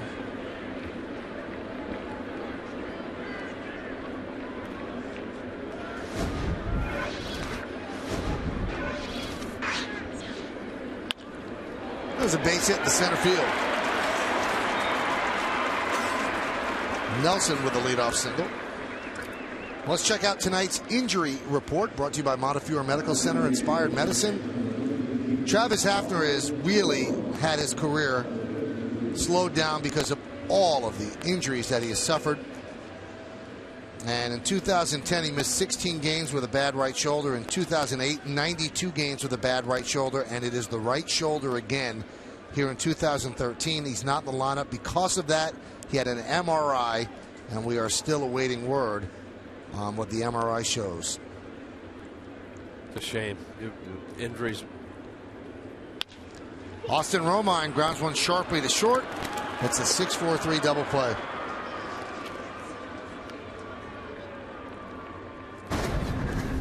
First pitch swinging, tailor-made twin killing. The Yankees really showing a lot of faith in Romine. 2 at-bats, they had an opportunity to have him lay down a bunt.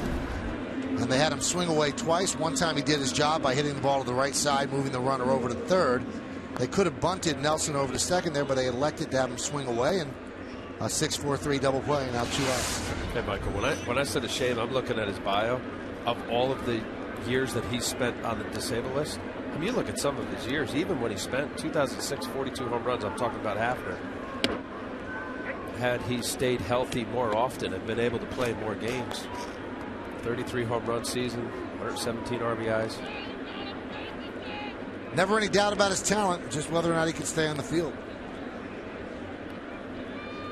And you wonder how long that shoulder has been bothering him, because in the month of May, after having a great April, Hafner just 4 for 30, a 133 average. Well, that's the right shoulder that disallows him from playing in the field. He can't throw, so it's sort of a chronic condition, and it's something that he just continually has to manage. So this is part of it. Take a break, be safe, and now you know why the Yankees didn't let him DH against left-handed pitching quite as much early in April. Ben Francisco was getting those at-bats. The Yankees very careful to manage Hafner. That's going to be a key for them this year, is to be able to listen to him and allow him the proper rest, because that bat is so valuable, especially in this ballpark. And whenever you would ask Joe Girardi about the players that are coming back and how are you going to fit them in, and he said, you know what, I don't even want to think about it. He said, because when somebody comes back, something usually happens. And the something that happened this time is Hafner had an MRI. We still don't know what the deal is, but that allowed him to get all 4 outfielders in today without any muss, no fuss. And we'll see if it continues that way. He said, when you worry about that stuff, it takes care of itself a lot. Grounded to first. Morales beats Gardner to the bag, and that will do it. No runs a hit. Nobody left on base. Let's go to the 6th inning. It's 1-0 Seattle.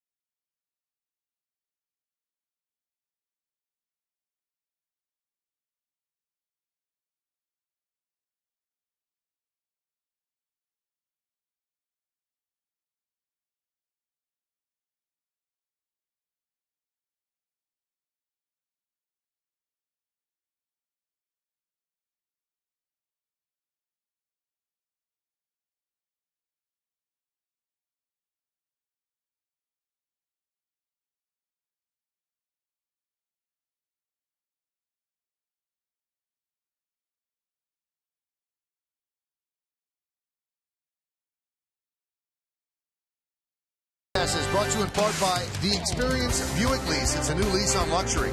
By After Earth in theaters May 31st. And by your Tri-Honda dealers. Hurry to your local Tri-Honda dealer for great deals on the 2013 models.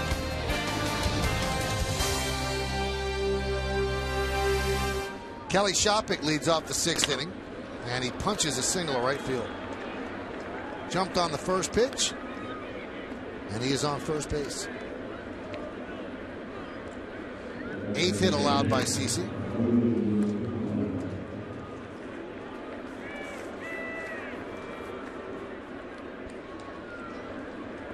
CeCe's showing the whole night getting ahead of most every batter. 0-1 counts. Not a bad approach. You're getting strikes. He's throwing around the plate. Here's Ibanez.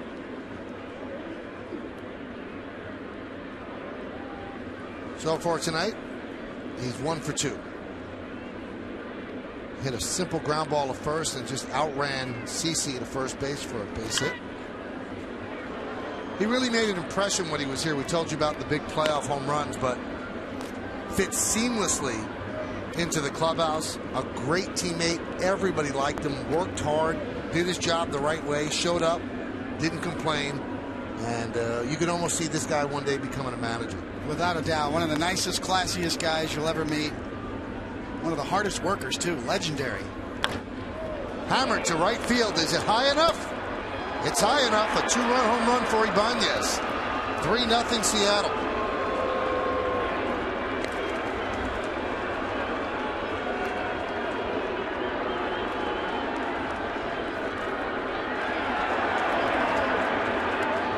Well, Yankee fans didn't want to see that. Ibanez in the Seattle Mariner uniform, obviously. Ibanez looked like he got a high fastball. 4th home run on the year. Let's take a look here. This pitch here. Yeah, up and in after a similar pitch he fouled off away.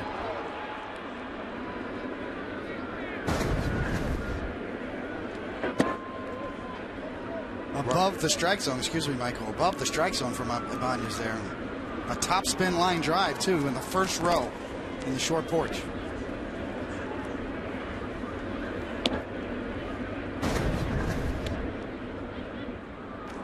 You can see that ball's letter high at best. And coming in hot.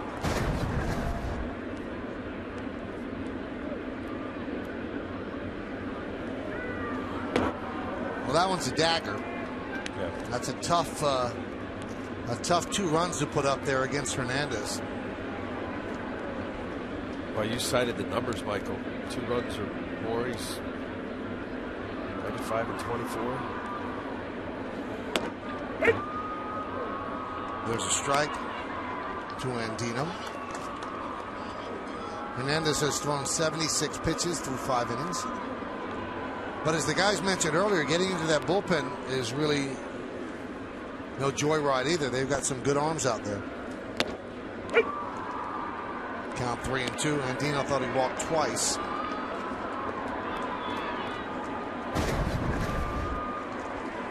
Well, Roman's target's very low. And Jerry Lane with a little bit of a delay call. That's right on the black. And Andino does walk. Still nobody out. So a single, a home run, and now a walk to open the 6th.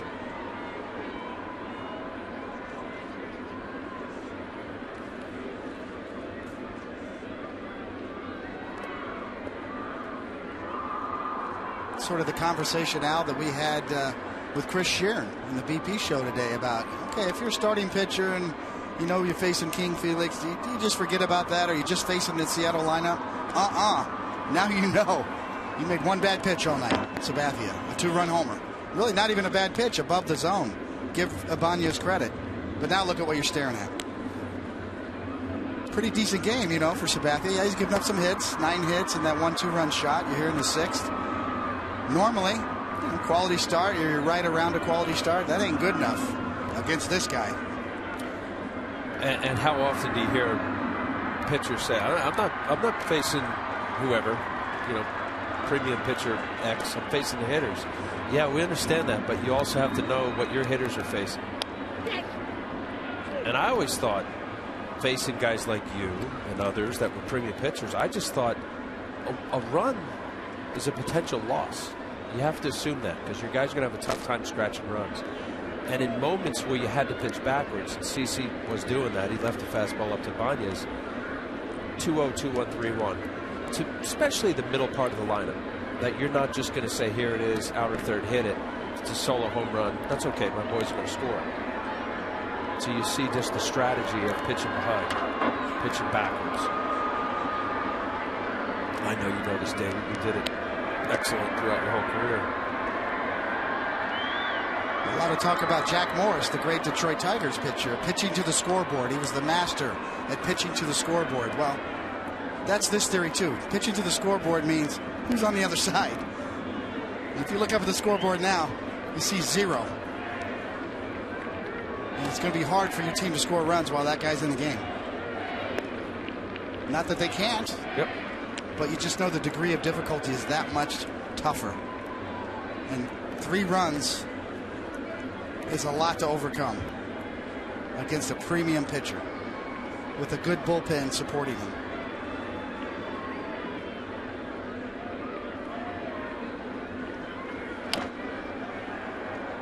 Still 0-2.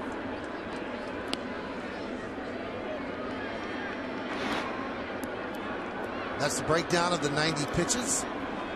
4th inning, he threw 22.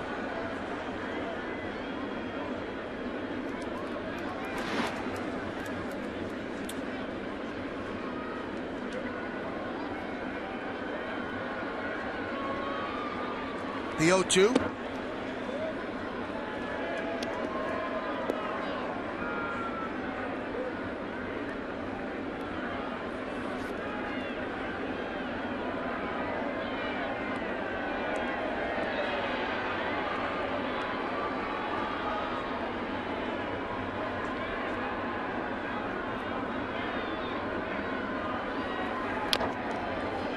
Ryan really battling.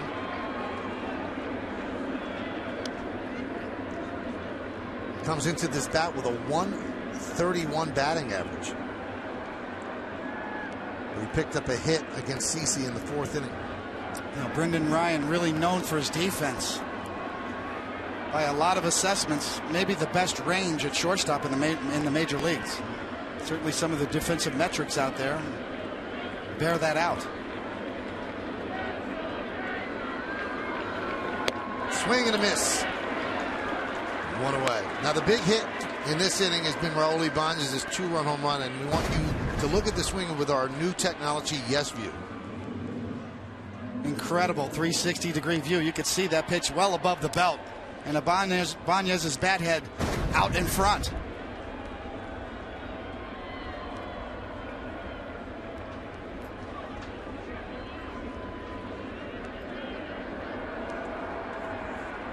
Ibanez has 1 home run for every 12 and a half at bats here in New Yankee Stadium. He's got the perfect swing. Now here's Michael Saunders. Let's take a look at the Chrysler hitter scouting report. Well, Saunders. Yes, it's brought to you by Chrysler. First in line, prototypical leadoff hitter. He leads the team in stolen bases, runs scored, despite playing in only 20 games. Had a little injury. He's also second in on-base percentage, and all 5 tools, he's got them out. I mean, you talk about 5 tools. He's 6'4", 225. He's got the ability to win games with his power, save games with his defense, and change games with his speed. He's also second on the team with a 286 average coming in. And a career Mariner. Was drafted and signed by the Mariners out of high school in 2004 and made his major league debut in 2009 at the age of 22. 1-1. Nice. And an athlete. Canadian hockey player. And as big as he is, as David said, he can run a little bit. Center field, covers ground. He does. And he had a nice year last year. And, you know, this is a guy that's kind of the pride of your organization. You drafted him out of high school. You developed him. Now he's here. He's getting a chance to play. He looks like a keeper. He's going to stay. That's what you want from your organization in development, top to bottom. Swing and a miss. Saunders down on strikes. 9 strikeouts for Sabathia. Showing good depth on his slider. It's really got more of a slurve break to it. That upper 70s, low 80 velocity. It's been a good pitch for CC tonight.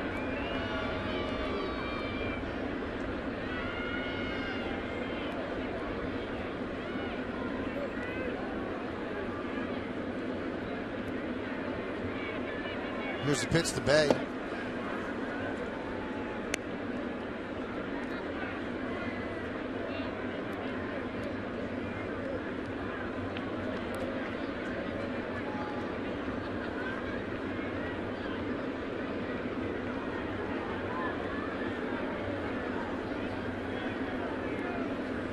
Swing and a miss. 1-1.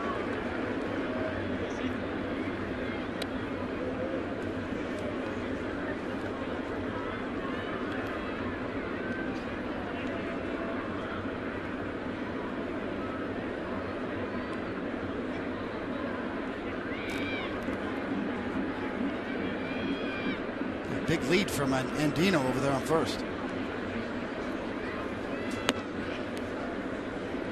Count 2-1. Sabathia's defense against the running game is just a slide step to home. Very quick delivery to home plate, but really no pickoff move whatsoever.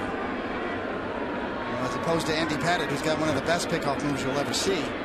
Sabathia just does it by holding the ball and getting the ball to home plate as quickly as possible. Almost no leg kick.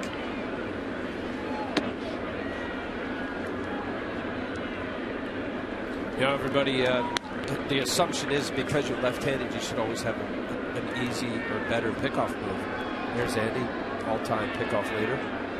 And it's not. It's a balance. It's your ability to be able to stay over the rubber, have the ability, as Andy is able to see if the hit runner's running or not. If he's going, he's under enough control to throw to first. It's hard to do. 3-2. Most pitchers commit. Even as a left-hander, you're looking at him. I can tell you how many times I was committed to home. I lift my leg, my mind, my psyche, my balance is going home, and I see the guy taking off, and you can't throw over. That was my delivery. And you make a good point, David. You know, if you can get the ball home quickly, 1-1, 1-2, gives your catcher a chance. 3-2.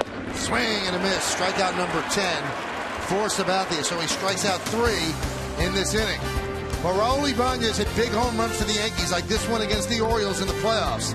Now he hits a big one against the Yankees, a 2-run shot to make it 3-0.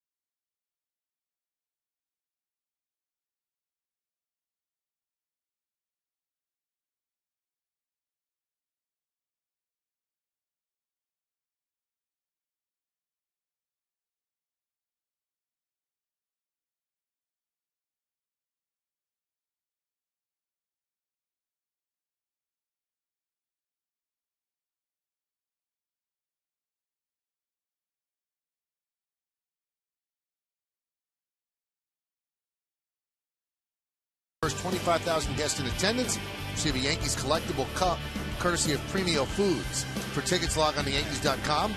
Visit the stadium ticket window, Yankees clubhouse shops, or call Ticketmaster at 877-469-9849. All right, we go to the bottom of the sixth inning. It's 3-0 Seattle. Robinson Cano will lead it off. 0-1.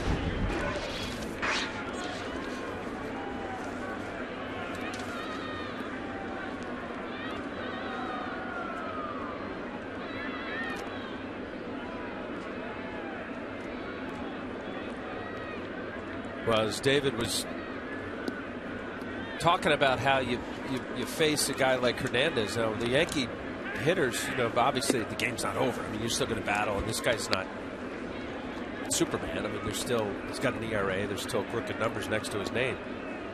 Work the count. I know he's shown 4 pitches. If you can get that number up to 100 pitches sooner than later, now you're going to deal with, while it's a good bullpen, Tom Wilhelmsen is a very good closer, you can deal with maybe a couple more relievers. His pitch high this year was 113. His third start of the year against Texas. Most of them being right around that 97, 95 mark, which is probably another inning and a half.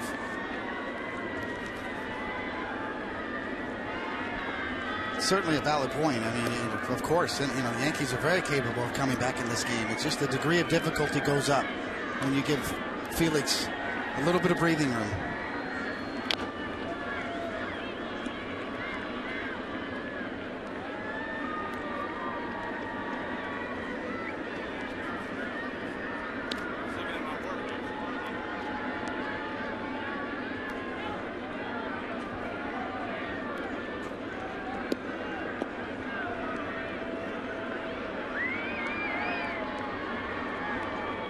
Last 5 starts, he's been kind of lights out. 4-0, 0.71. Well, just 3 walks. Barely crooked numbers. 0.71. Wow.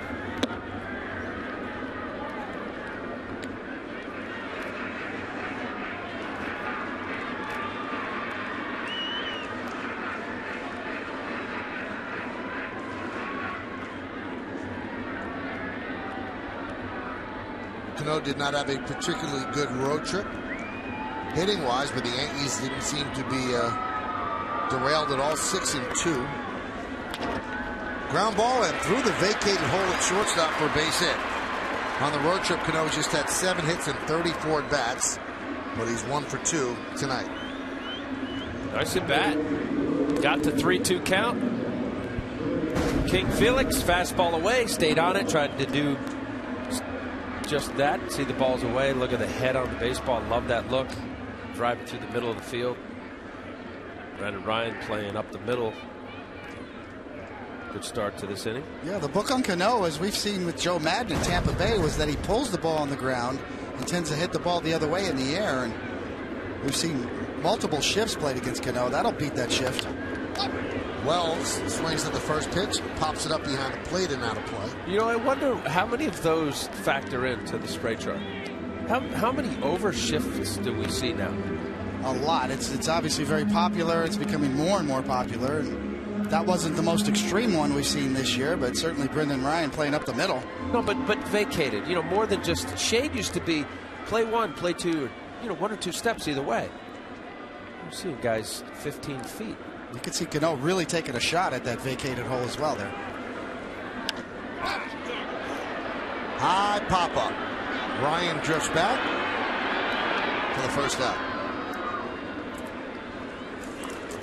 This copyrighted telecast is presented by authority of the New York Yankees and may not be reproduced or retransmitted in any form. The accounts and descriptions of this game may not be disseminated without the express written consent of the New York Yankees.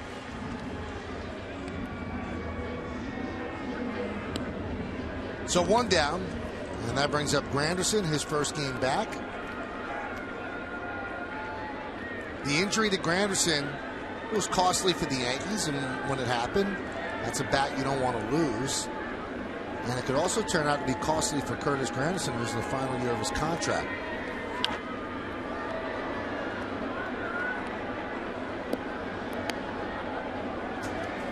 So he's just got to move forward and go, you know what? I missed X amount of games of not having 43 home runs. He's just got to put up the numbers he could put up. He can't make it back. 38 games is not getting back. The 0-1. Taps slowly back to the mound. Hernandez fires to second. He gets one. That's all they'll get. So Granderson with the fielder's choice mounded. And he's 0 for 3. They see Granderson way out in front, right off the end of the bat. And Felix planning and firing. Very athletic. You know, we're seeing Felix kind of move around the mound a little gingerly since that play at first base. And I'm wondering, as I'm watching him closely, Al. If I'm in that Seattle Mariners dugout, you kind of see him grimace there a little bit. There's no doubt in my mind, if I'm seeing that, I'm getting this franchise guy out of this game right now. He's just too valuable to take a chance with, and that's definitely related to the collision at first base earlier in the game with Lyle Overbay. Pointing to his left lower back. You know, that flat-footed throw.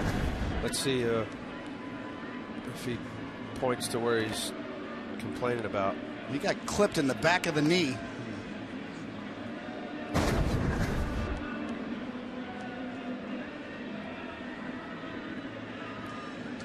You know, the pitcher, obviously there's a delivery, there's timing, there's physics behind. You get that quick little number back to you, and you don't really step, kind of spun around. It looked like he was rubbing his left side of his back. Well, this was scary earlier in the game, and when you see the clip in the back of the knee, and then you see the grimace and immediately take his weight off of that, that's a scary scene if you're a Seattle Mariner fan. Or the lower back too, as Al said, that's something that can bother you in that kind of a collision as well. So we're just guessing what's wrong, but there obviously is something a little bit nagging him right now, and he has talked his way into staying into this game.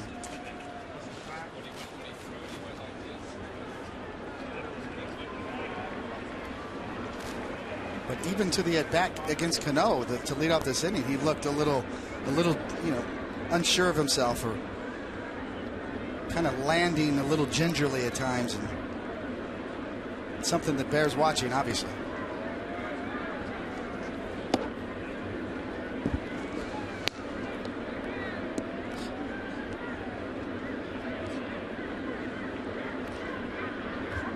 Count 1-0 now to Overbay. Overbay struck out in the second and reached on that obstruction play at first in the fourth.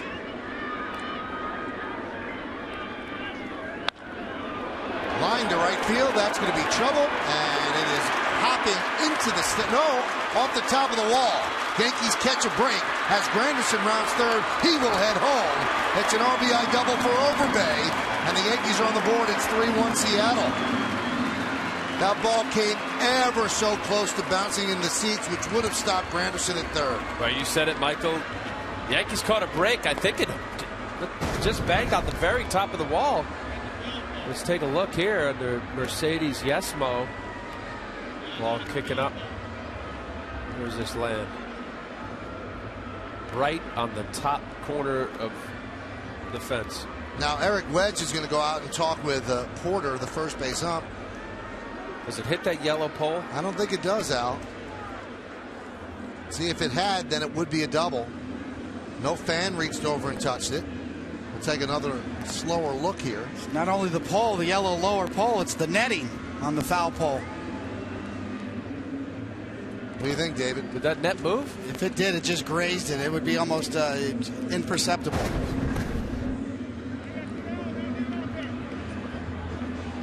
Well, with 2 outs, that is a break if it did hit that net. It'd be a bad break if it hit the net. Well, bad break, yeah.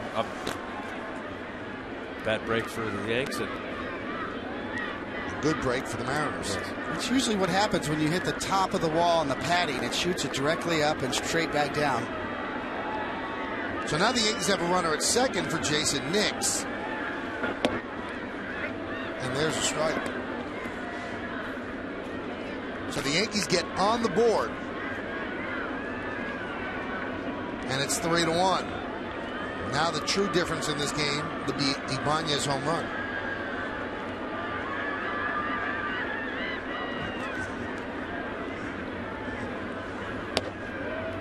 Count 1-1.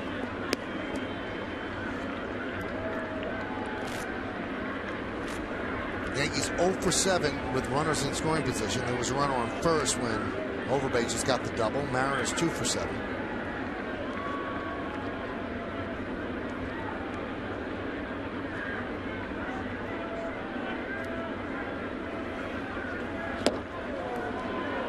Took something off that pitch. Count 1-2.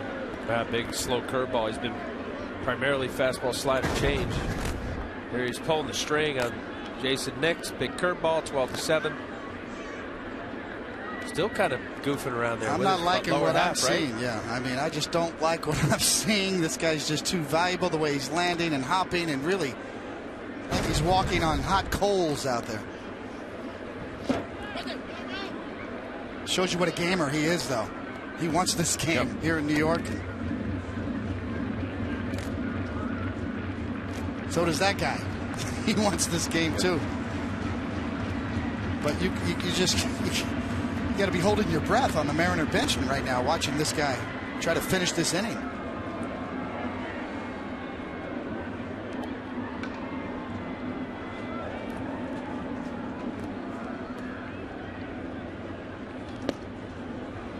Count 3-2 now on the last 3-2 pitch to Nix. He took a fastball right down the middle. Suzuki is on deck.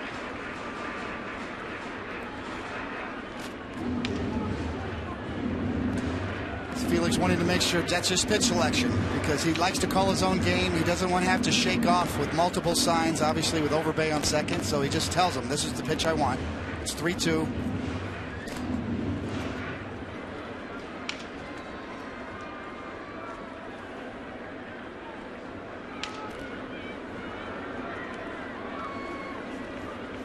No sign from Shopik. The pitch. And he walked him. So the tying runs are on base for the Yanks.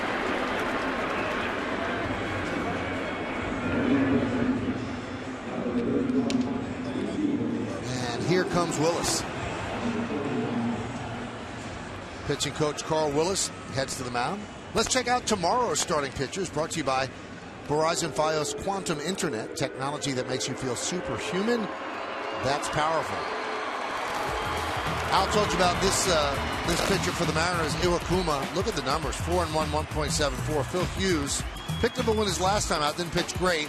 He's been pitching very well of late overall, 2-2, 4.43. Our coverage will begin at 6 with the BP show. 6:30 is the pregame. Right around 7:07 would be the first pitch. So Eric Wedge makes a call out to the bullpen. They'll get somebody ready after Willis talks with Hernandez. Yeah, buying a little time. Looks like Oliver Perez is warming up the Mariner bullpen. A little double barrel action, lefty righty. Now Ichiro has looked overmatched in his first 2 at-bats. 2 strikeouts. Takes outside 1-0. Struck out looking in the second and swinging in the fourth. Lefty is Charlie Furbush and Carter Capps is the righty.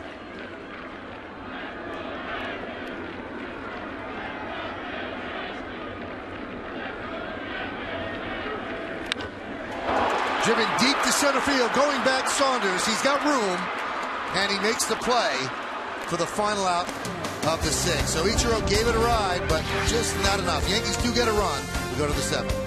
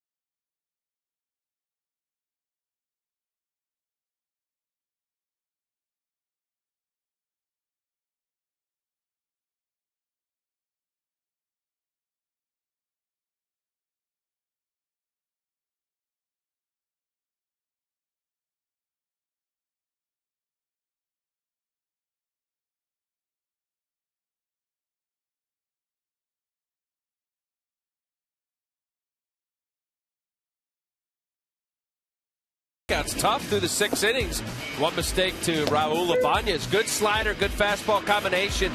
10 strikeouts. One of them was looking at some feeble hacks. I like his slider, moving the fastball in and out. Very tough on these Seattle Mariner hitters.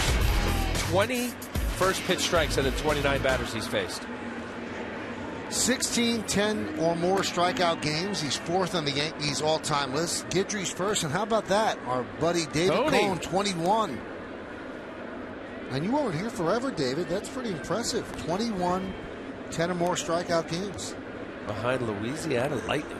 Cadillac scoreboard, 3-1 Seattle. Kyle Seager grounds one to first. Over base, steps on the bag, 1 out. That's a good name to be behind. The Gator. Between innings, they talk with Hernandez, and that almost looks like the good job, young man, shoulder pat. Trainer's in on it as well. Well, that's the right call. Yeah, don't let him talk you out of it. Yeah, that is the pat, Mike. Finally, the game face comes down. Here's Morales. And there's a strike. It is amazing how that works, Al. When you get the game face all day long. You wake up, and then all of a sudden, boom! It's like the light switch goes off, and pressure comes down. The whole facial expression changes, knowing that your night is done. It's business. It's work. I know often you have your friends and family say, it's baseball, have fun. It's fun. But you got a job to do.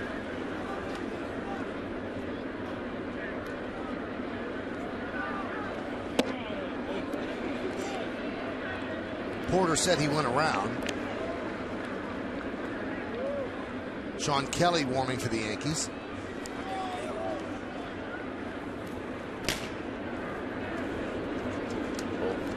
Seattle Mariner, what a nice job he's done. Strikeout inning rate.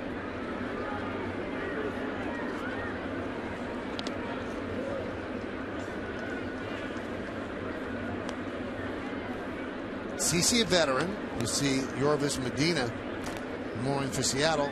David, I just want your thoughts on the game that Romine's catching. Well, I think he's done a good job. I mean, Sabathia is a guy that's easy to catch because he has excellent command, and it's 3 pitches, and he can throw them at any time, and he'll call his own game. CC's not afraid to shake his head. He's very patient out there. CC thought that was strike 3. It was. It's the first pitch Jerry Lane's missed all night. He's done an excellent job back there. Romine setting up right on the outside corner. I guess you could say maybe it broke around the plate, but pretty close to the black.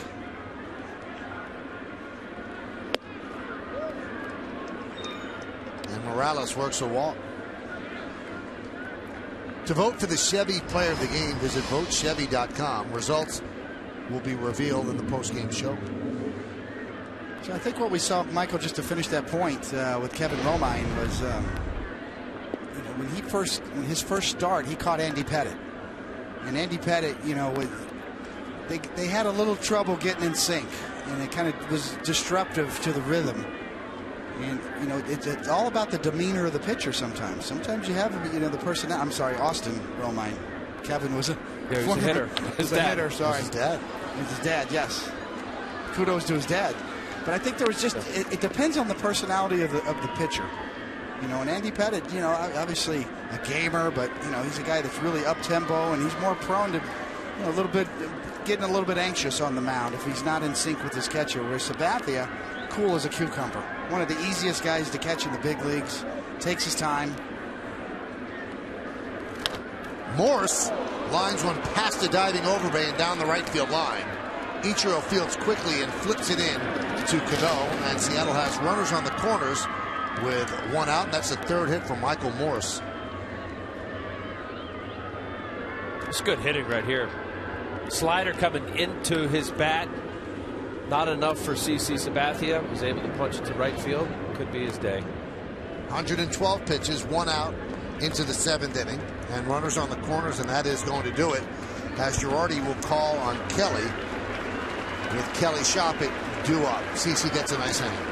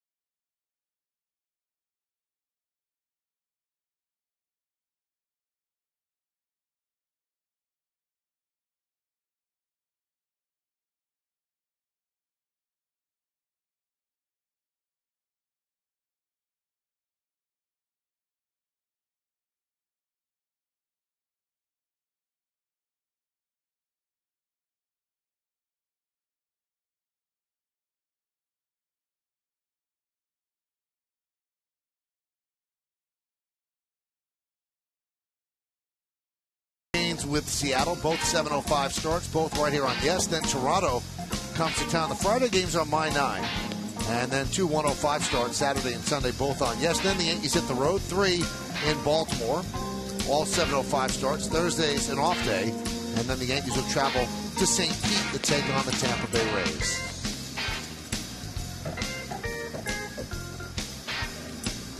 Now that's going to do it for CC Sabathia as Joe Girardi makes the call to the bullpen, brought to you by AT&T.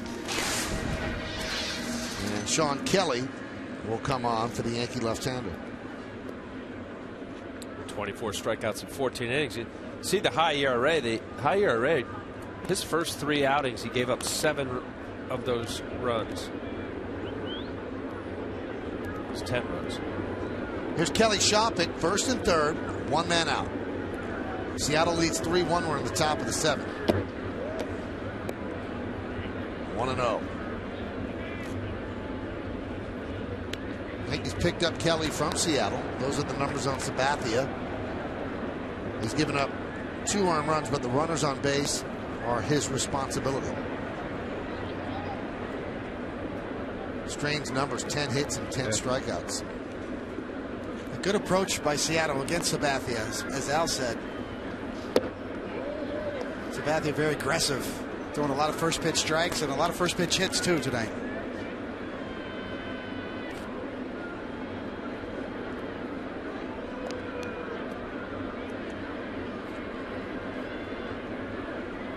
Two out of his 31 batters. David, first pitch strike. So both these pitchers, a lot of early swings because nobody wants to get to 2 strikes. 2-1. Sean Kelly's that way as well. As you see, Felix is going to stay on the bench after this sort of a, I guess, what you'd call a mild scare with a collision with Overbay, and then showing a little anxiety out there the last inning.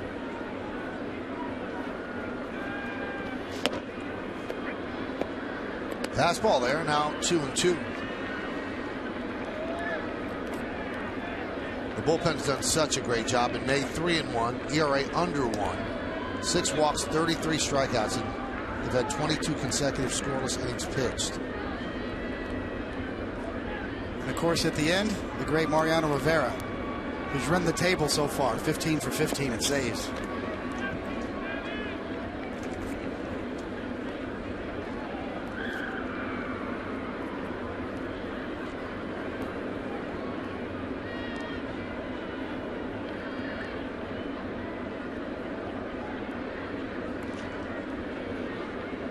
The 2-2. Kelly's got a good fastball, 93 miles an hour. That's upstairs, though, and the count full. With Ibanez on deck, does Wedge send Morse from first on 3-2? The man of the hour as of now, Raul Ibanez, back in New York after the historic postseason last year, and really burned Sabathia, and is the difference in the game.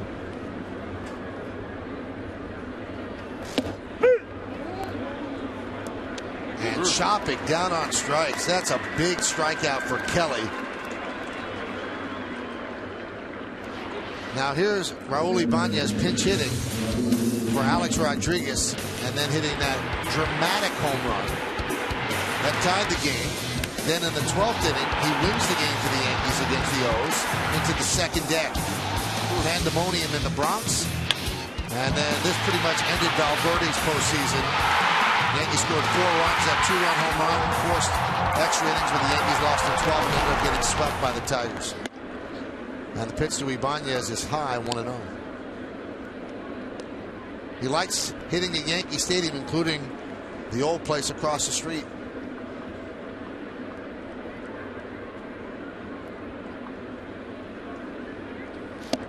And those numbers were actually at this ballpark.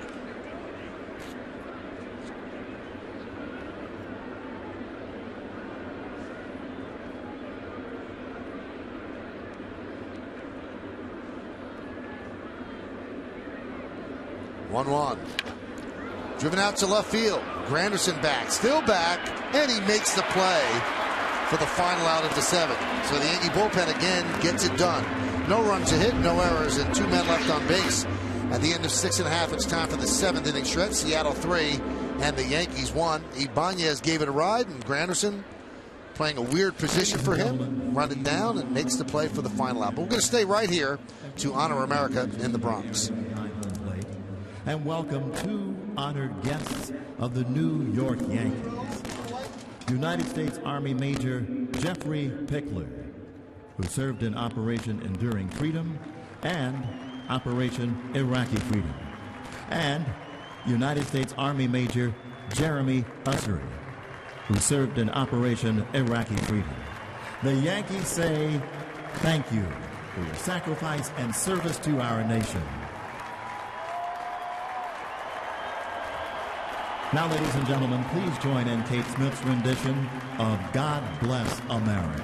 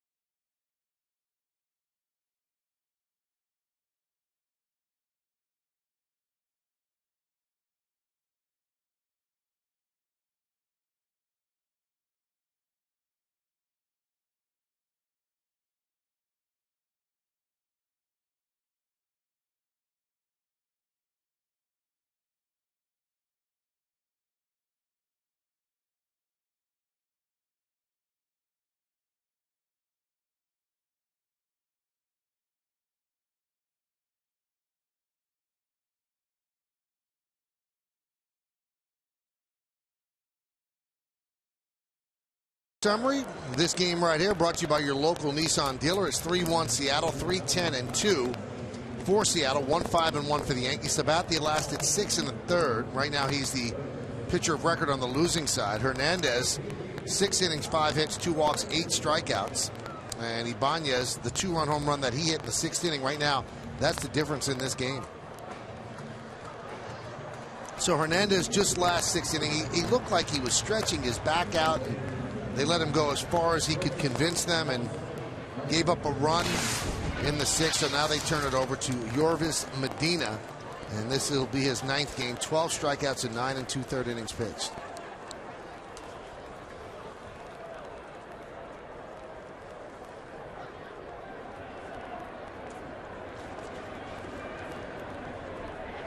Seattle is 18-20 on the year, and you see the Cadillac scoreboard, 3-1 Seattle. But the Mariners are 17-8 when their starter completes at least 6 innings. And that's a testament to their bullpen. Now, when the starter fails to go 6 innings, they're 1-12.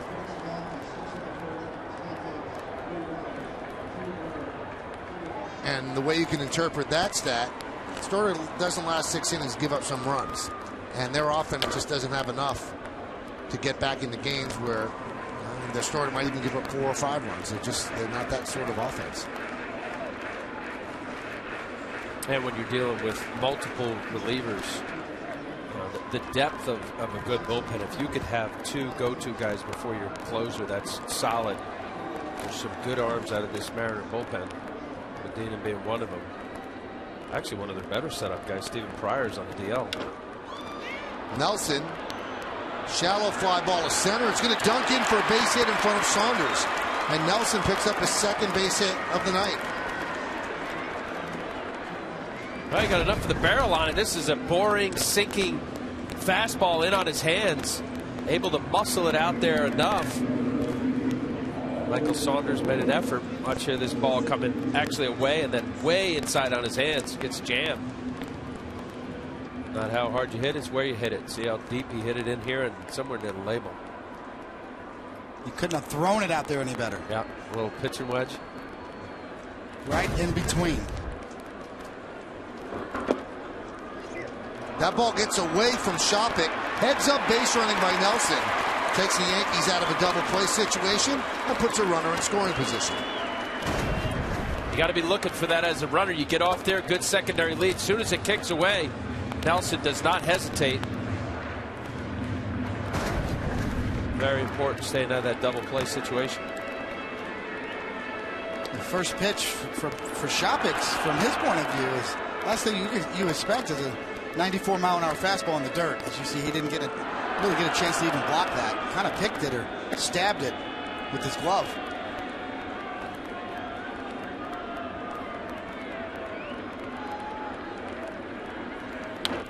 Romine fouls it away.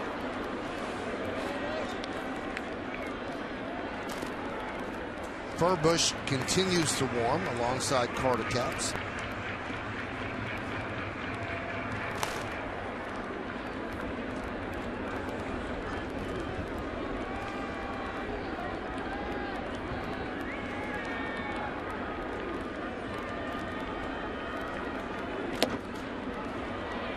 Two.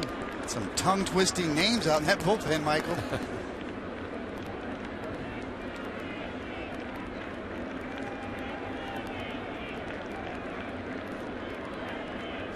Seattle 3, Yankees 1, bottom of the 7th. Nelson at second, nobody out. Number 9 hitter Romine at the plate.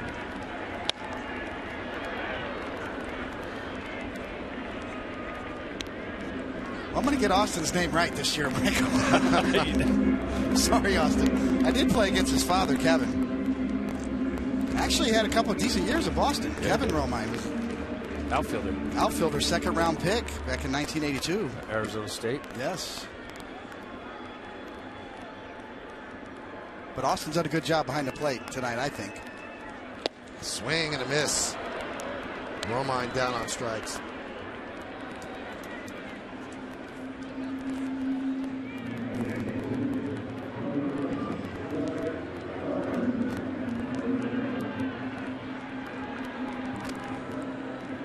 Eric Wedge going to start mixing and matching with a left-hander. A couple of left-handers due up in Gardner and Cano.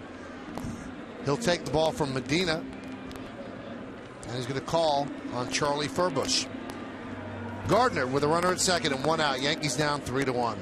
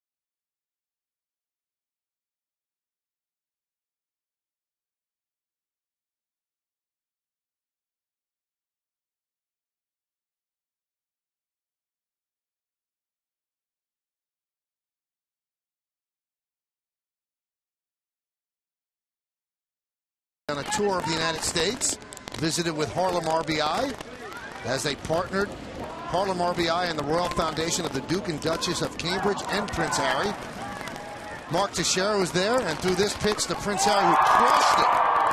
Little cricket swing, but he got it done. A little high five from Mark Teixeira. So Prince Harry also toured the Jersey Shore today, and nice moment. And they are putting together something called Project Coach, which is going to prepare younger children to become coaches in respective sports. So that is good stuff. And Mark Teixeira is a huge supporter of the Harlem RBI program. Here's Charlie Furbush, 14 games, 3.97 ERA. Look at the strikeouts, 19 strikeouts in 11 1/3 innings. So he gets a lot of swings and misses.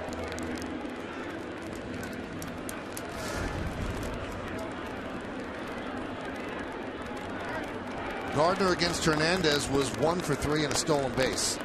Chris Nelson is at second, 1 man out. Yankees down by 2. We're in the bottom of the 7th.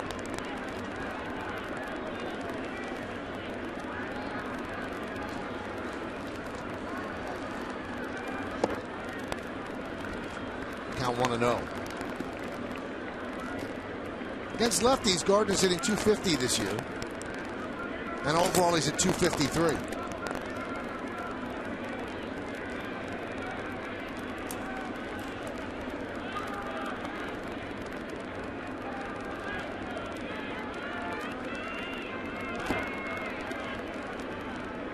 And the 1-0.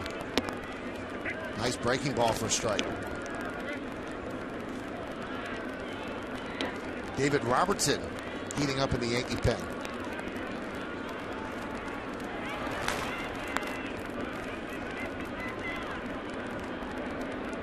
This is a perfect spot for Furbush here. He's got a couple of lefties. Gardner and Cano back to back here in the 7th.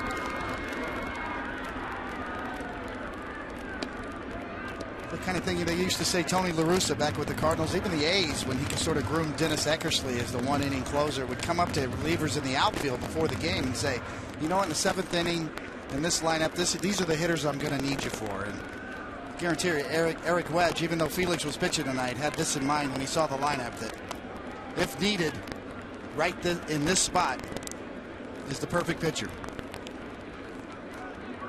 The 2-1. Could not hold up on the high fastball. 2-2. One of the luxury that Eric Wedge has, not many managers have, is 3 lefties with Furbush, Lidke, and Oliver Perez. It's a nice luxury to have, especially here at Yankee Stadium with the heavy dominated left-handed lineup.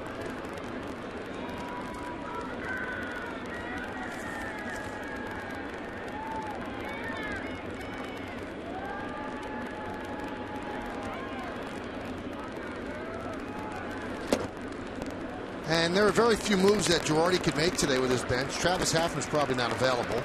You don't want to use your other catcher in Chris Stewart. Alberto Gonzalez really not a hitter you would send up. And then you've got Ben Francisco. And certainly you would never pinch hit for Cano. And you wouldn't pinch hit for Gardner either. So obviously, if the inning gets to Vernon Wells, you've got the righty out there ready to go for that matchup.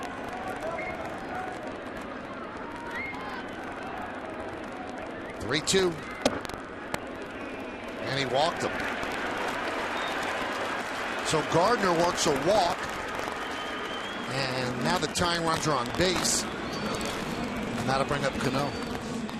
Well, I think when Kelly Shopping was setting up, Jerry Lane, similar pitch to CC Sabathia, right on the corner, a little backdoor breaking ball, just missed.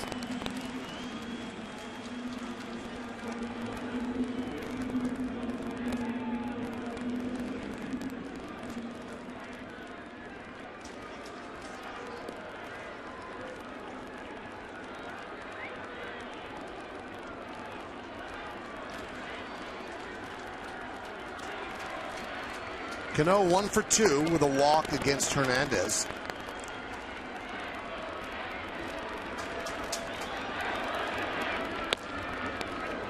Tried to hold up, could not, and count 0-1.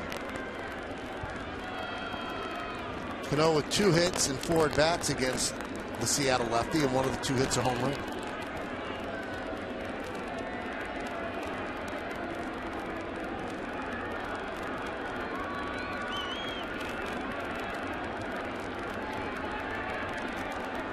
The 0-1. 1-1. Almost looks like Cano's sitting on that slider, Al, to me. I mean, that first kind of check swing on the fastball up and in and taking that one borderline low.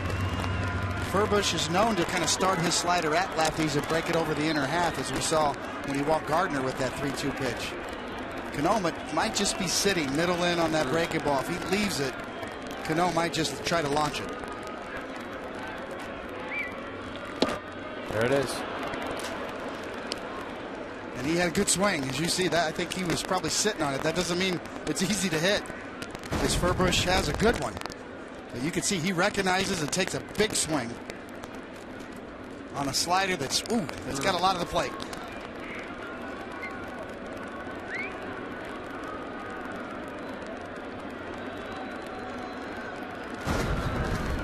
Quick breaker, though.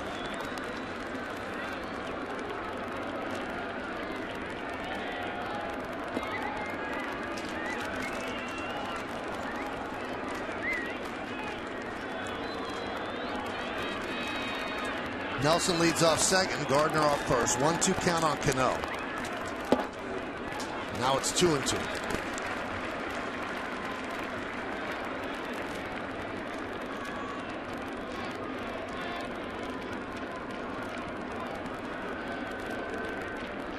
This is where Cano has always been so tough, because with his approach, he kind of stays behind the fastball, hits the fastball the other way, and pulls the slider, the off-speed pitches.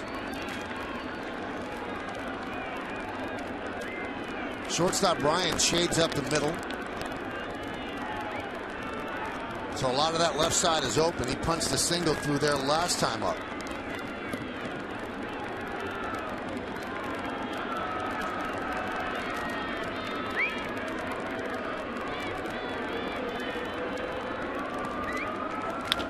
That one is driven deep to right center field.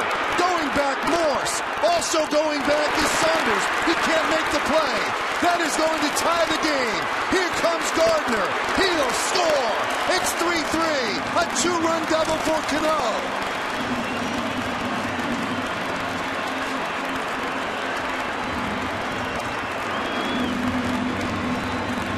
That's a look of a pitcher. Just gave up the lead. We'll go pitch by pitch. Fastball up and in, checked.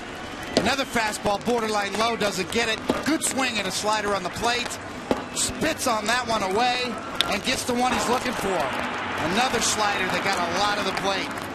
Furbush tries to break it off at him over the inner half, and Cano had the look like he was sitting on that pitch the whole at bat. And when he finally got it, he didn't miss it.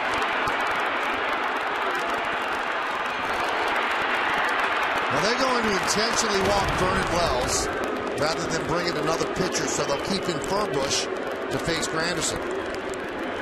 That double by Cano was the Yankees' first hit with runners in scoring position tonight. 1 for 10, but boy, what a big one. Cano, when he hit it, thought it was out. Kind of admired it for a while, but still got to second.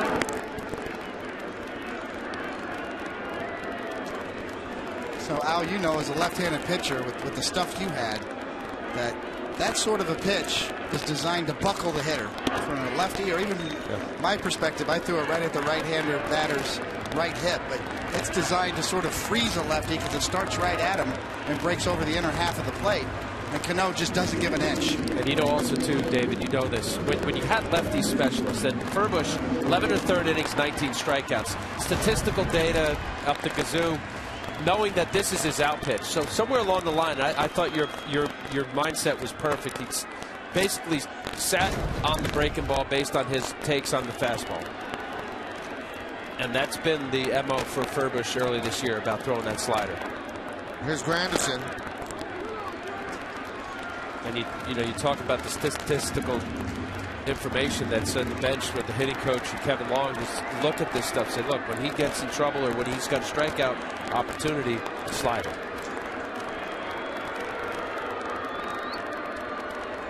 No 1-0.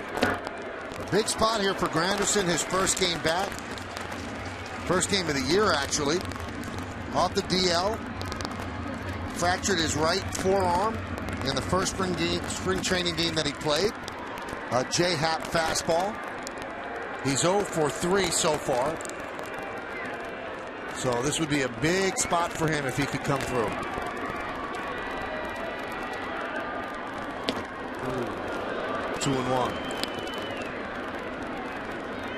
Didn't do that great last year against lefty pitching, just 218. Here's that 2-0 pitch, fastball by him at 90 miles an hour, but elevated enough.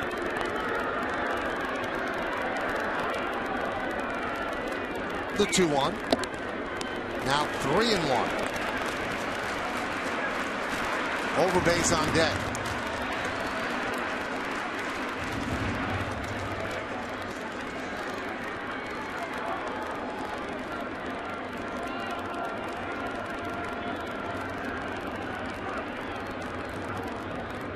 The pitch. He walked him, and the bases are loaded for Overbay.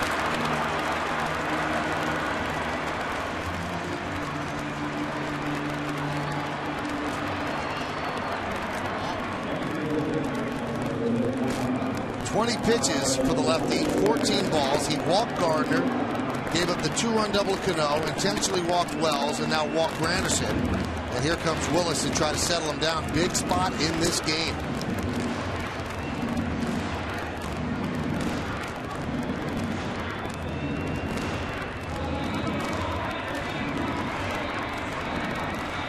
Seattle's bullpen has 4 righties. They've already used 1, and they have 3 lefties. Really good approaches from the Yankee left-handed hitters, from Cano to Granderson, and now Overbay as well. Of course, Seattle and manager Eric Wedge are going to stay with the platoon advantage here, but in this situation, bases loaded, you've got a veteran hitter, Lyle Overbay. Even though it's lefty on lefty, Overbay can sit on certain locations early in this count and just try to get a fly ball to get the winning run, or the go-ahead run rather, across. And both starting pitchers no longer the pitchers of record. With 1 out, Seattle brings its infield in rather than stay at double play depth, so that makes Overbay a better hitter, obviously. Pitch outside. I think the middle infield, Michael, they might be replay. Second baseman and Dino's halfway. I think middle infielders would be turn it. Now they back up to halfway. They're in at the corners. That might be the one that Overbay missed. Certainly a pitch he could drive. He fouled it straight back. There's his fastball right here. 1-0 count. Up. Bell tie.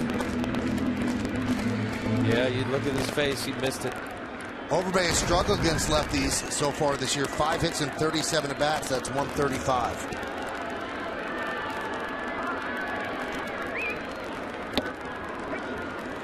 One and 2.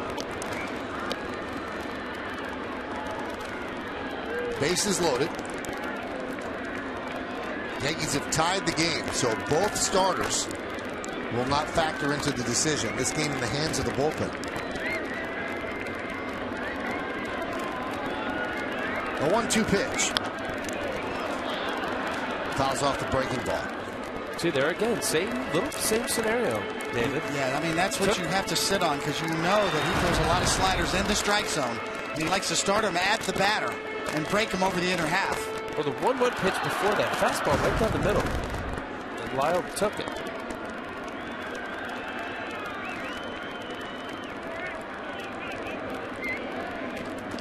Overbay's actually been better as of late against lefties. He started out 1 for 25. You see his career numbers with the bases loaded. He's actually 4 for his last 13 against lefties.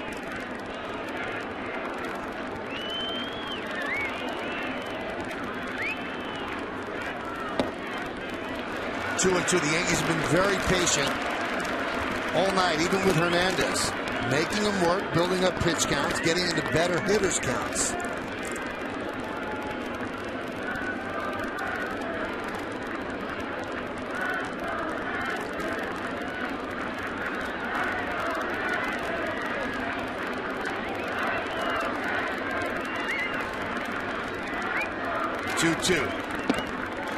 Now 3-2. No place to put Overbay.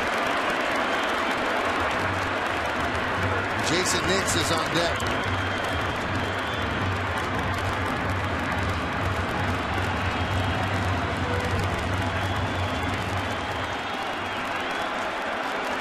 Cano's at third. Wells at second. Granderson at first. One man out. Full count on Overbay. That one is driven into center field. That'll get a run in. Saunders makes the catch. Tagging is Cano. He'll score. Moving to third as well as it's a sac fly for Overbay. And the Yankees have taken the lead 4-3. Another big hit by Lyle Overbay. Good at bat. Fought the left-hander. 3-2 count. Big key hits so far for Lyle Overbay early in this season. Fastball middle of the plate. He's hit it hard.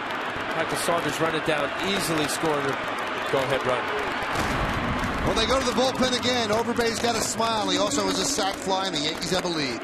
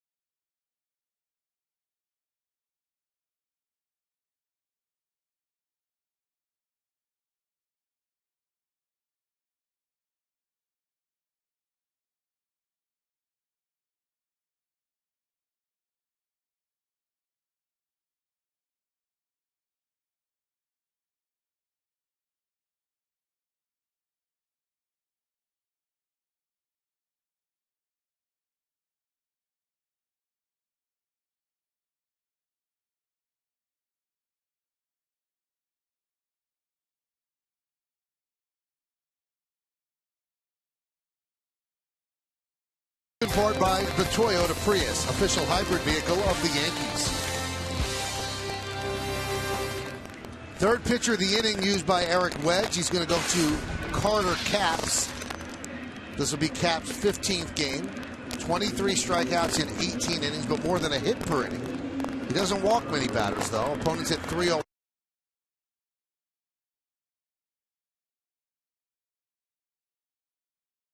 He's given up 5 home runs.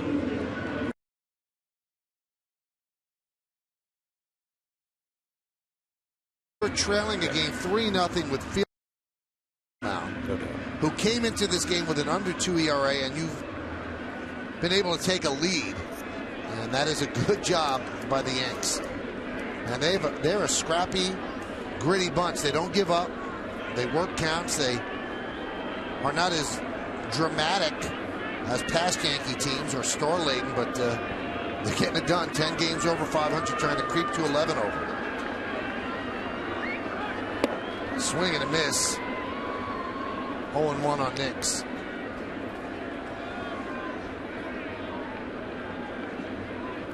Well, you're exactly right, Michael. I mean, if you think of the at-bats here, Felix Hernandez, 103 pitches, over 100 pitches in 6 innings. By having him work to go deep as they did, here we are 1 inning later.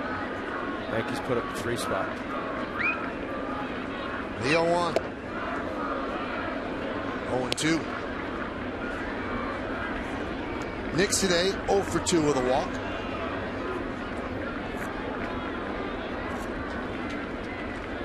Yankee 4 runs. Overbay with an RBI double in the 6th. Cano a 2-run double here in the 7th. And then Overbay with the bases loaded, a sac fly to center field.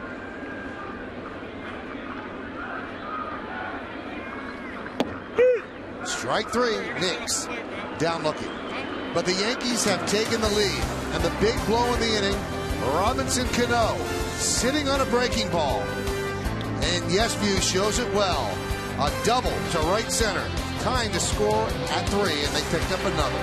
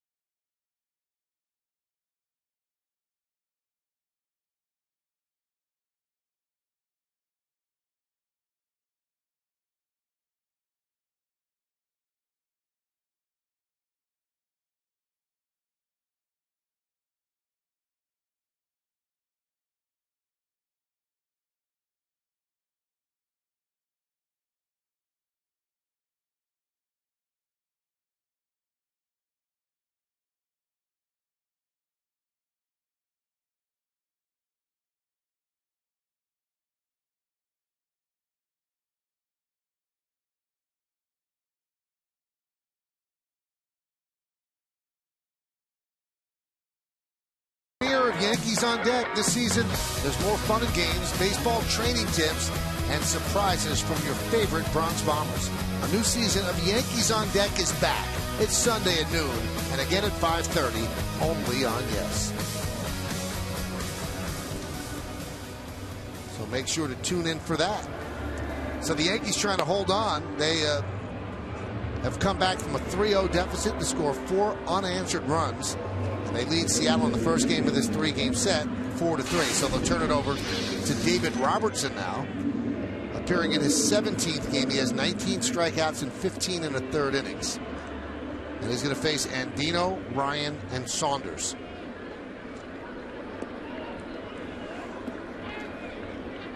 Dustin Ackley is going to pinch hit now for Robert Andino. Andino was 1 for 2 with a walk.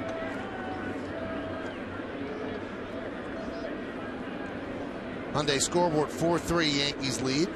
We're in the 8th. And the pitch is high to Ackley.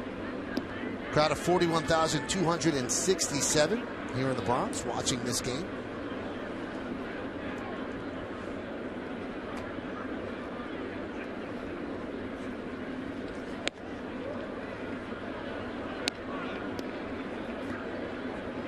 Seven players are active from the University of North Carolina, and 3 of them are here tonight.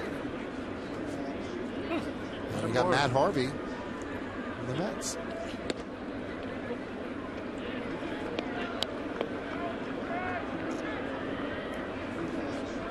What exactly is a Tar Heel again? Stumped you, didn't it? I think it's tar on the heel. Okay. So Ackley walks on 4 pitches. Al goes straight to Google because of you, David.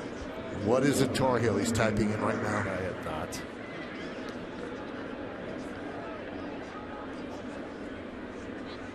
There's Brendan Ryan. Ryan 1 for 3 tonight. Singled in the 4th.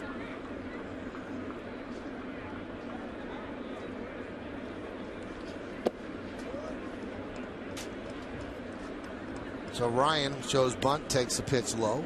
Well, now that you mention, I just remembered it's actually a nickname applied to the state for the inhabitants of North Carolina. That tells me nothing. Why is it called a Tar Heel? Oh, it's something about the Civil War.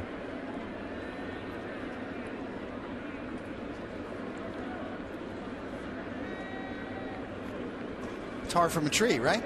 Tar from the pine trees.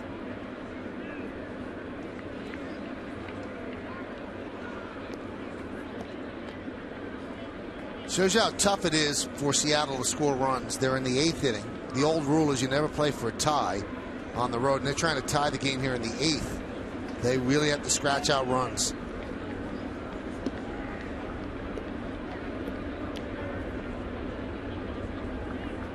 In games like this, obviously with a 1-run lead off walks late in the game. Never a good start for any inning. See, David Robertson not particularly quick to home plate either, so you have a chance to put on a play as well. There's a strike. Well, that I don't get right there. You have a 1-0 count, fastball down the middle. If you're getting the sign to bunt, you're not going to get much better than that. Look at this pitch right here. Square, sacrifice, giving yourself up. Unless he was hoping it was down, but that's a good pitch to bunt. Perfect pitch to bunt. Great point. So a good pitch to put a play on too, a hit and run, or get some movement here rather than give up an out on a bunt.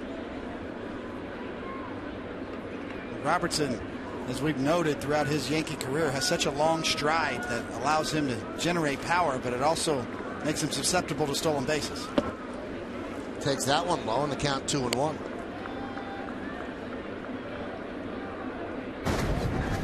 The long stride. You see the leg kick, even though he's trying to pick it up, he extends that leg, that full extension, and allows him to lengthen out that stride.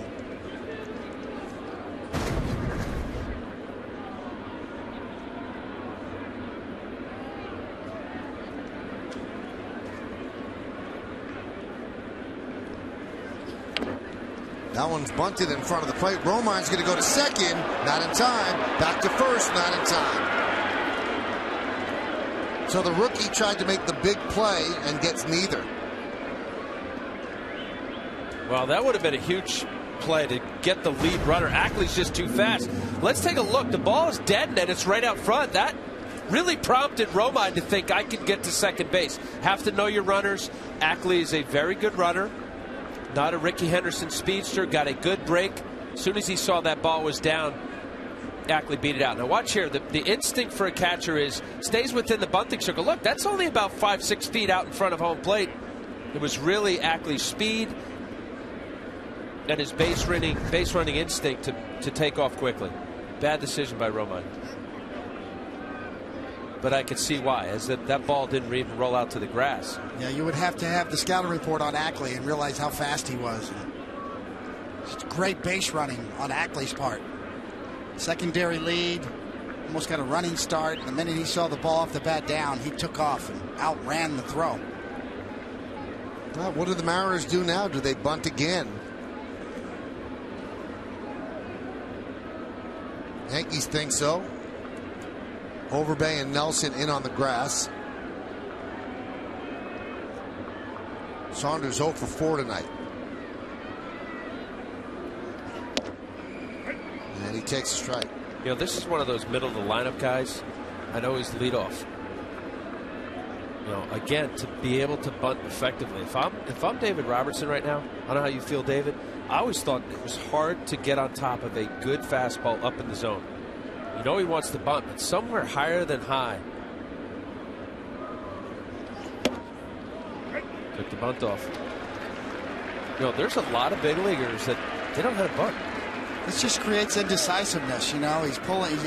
He's thinking about bunting the first pitch, and now the second pitch, I'm swinging. You end up 0-2. You end up taking 2 fastballs that were, you know, decently located, but good pitches to swing at.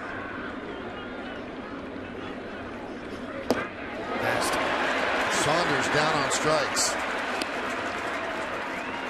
I mean, this is a 12-6 beautiful curveball.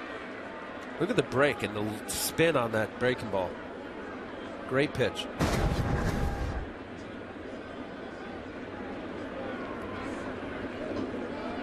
So now they're going to pinch it for Jason Bay, and they're going to send up Justin Smoke.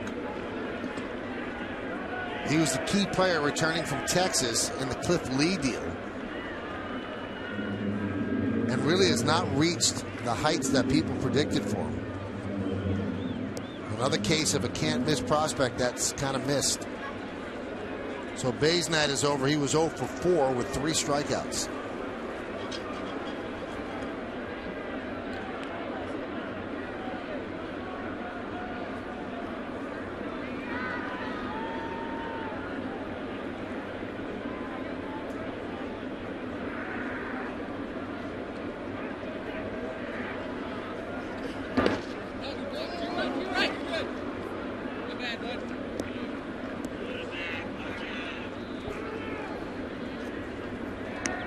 Smoke is a switch hitter, batting from the left side.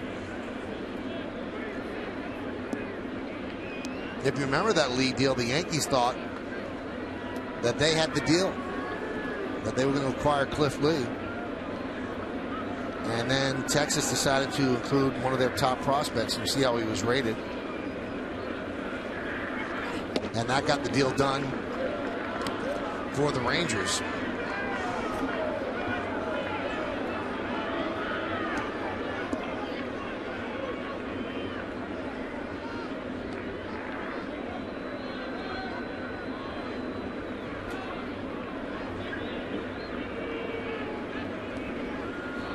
The 2-0. There's a strike. July 9th, 2010. Trade probably got Texas into the World Series. Lipke is a good pitcher for Seattle. Justin Smoke just hasn't really been what they expected.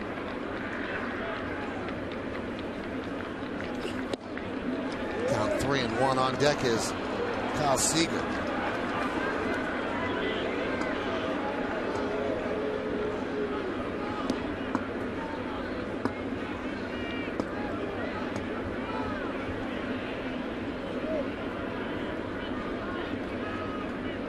Ackley's at second. That's the tying run.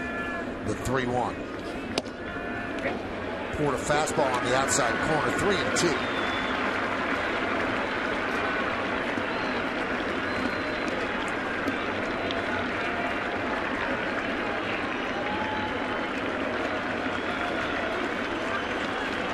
Seager getting some last-minute instructions. The 3-2 pitch.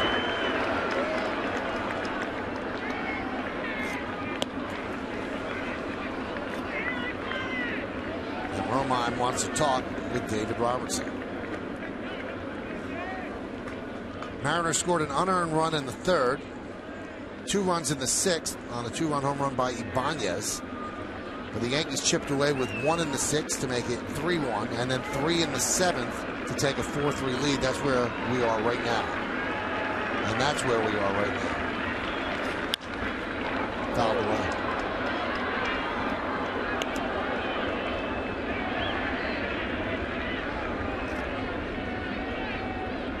Robertson in this situation has so much confidence in that fastball. Got great life to that fastball, a little cut action on it at times. The question of whether you have the confidence to drop that hook in, and get it over the plate on a 3-2 count. Payoff. Lined right at Nick's. Double play.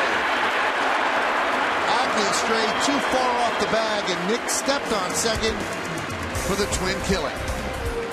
No runs, no hits, no errors, and because of this line drive DP, just one man left on base. Go to the bottom of the 8th.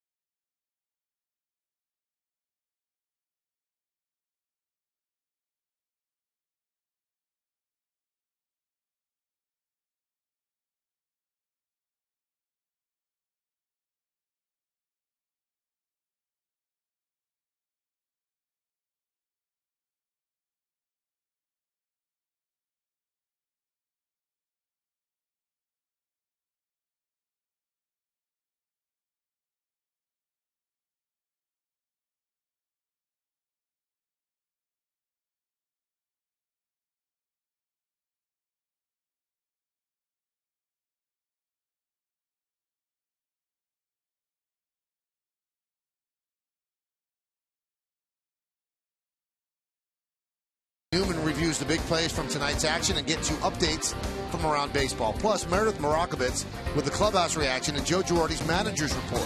It's the WB Mason postgame. It's only on Yes. So good defensive positioning by the Yankees. Nix was right there to haul in that line drive and step on the bag for the inning-ending, threat-ending double play. Carter Cap still in there, and Mariano Rivera getting ready for the Yanks. Cap steals low to Ichiro.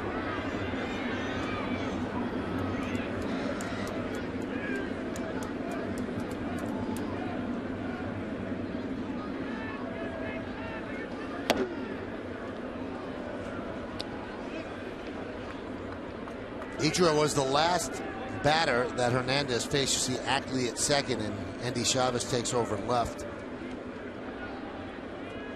And he had a long drive to center field with runners on first and second. It was hauled in by Saunders. See the Hyundai scoreboard. 4-3 Yanks lead as Caps gets the comebacker and tosses the first for the first out.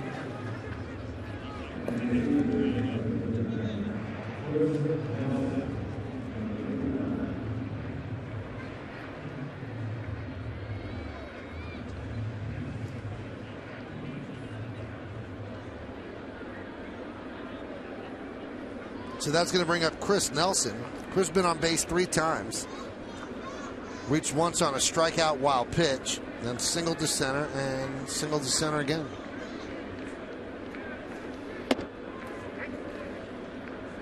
.95-mile-an-hour fastball strike.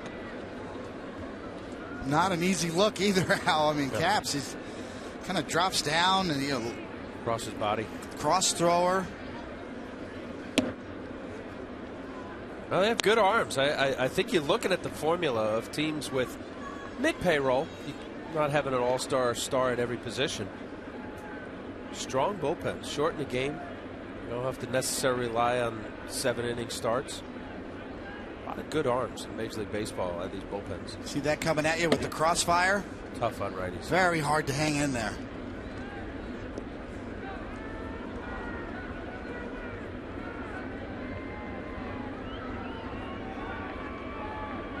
Last year, 2012, Carter Caps had a fastball average velocity of 98.3. Strike 3. Nelson down looking.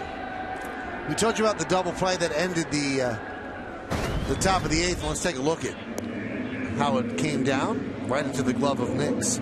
Yeah, partially. I mean, that's hard to read. When you're a base runner, when it's hit behind you innately, you just get that aggressive secondary lead. I don't know if Ackley was completely aware where Nix was playing. I don't know if he'd have been as aggressive. Make sure that ball gets to the outfield. It would have taken an outstanding base running play to get back on that play. Here's Romine. 0-1.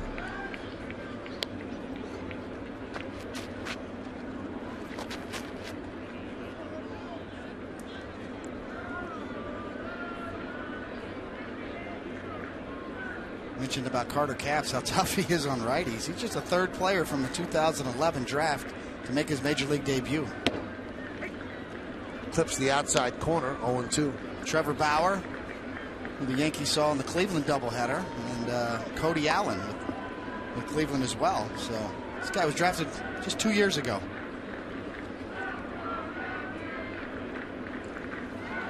Swing and a miss. Strong inning for Caps. The Mariners will try to do it against Mariano Rivera. Yankees trying to hold on to a 4-3 lead.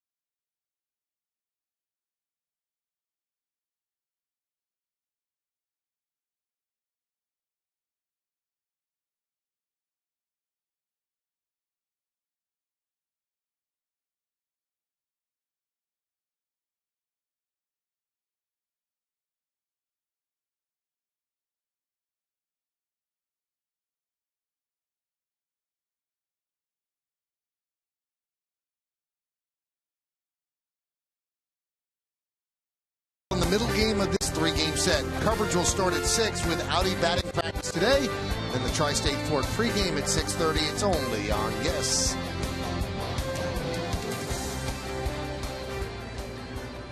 Well, we've seen a lot of that this year. Every time Mo takes the mound, a fan in the stands might think this is the last time I'm going to see him, so they want to capture that moment forever.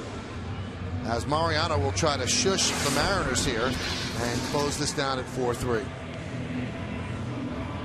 15 for 15 in save situations. What a great beginning to his final year in the big leagues. Pretty amazing, Michael. You think of this after last year, the injury, coming back on his terms, farewell tour, one of his best starts to his career.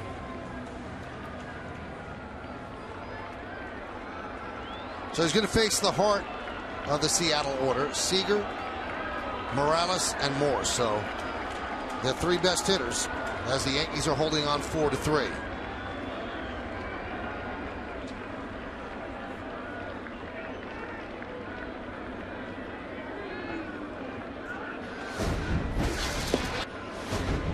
Misses outside, 1-0.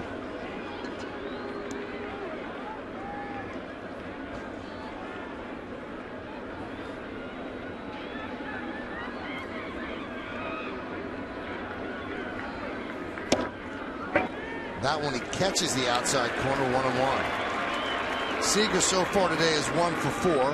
Had an RBI double in the 3rd inning. Struck out twice and grounded to first.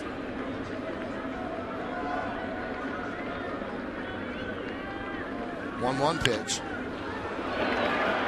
Fly ball, shallow left center. Gardner for the first out.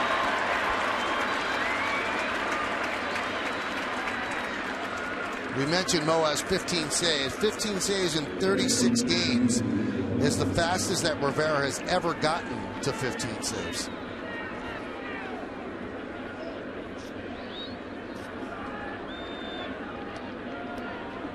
Had 28 saves to start the 2008 season, 28 in a row. Here's Kendrys Morales, shattered back. And a foul ball. Still, after all these years, 91, used to be 95 or better. That cutter in on the hands of the lefties. Firewood. In addition to opposing players, Trees might be the happiest that Mo's going.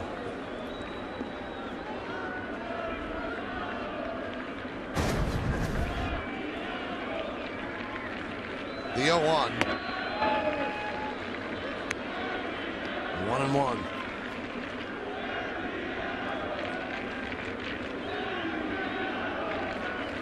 It's all about the angles. As you see Mariano Rivera set up closed and hide the ball for so long.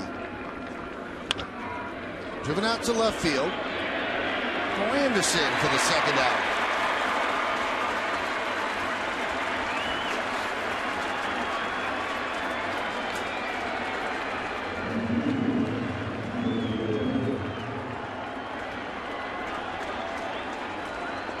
And that'll leave it up to Michael Morse. Morse with 3 hits and 4 at-bats today.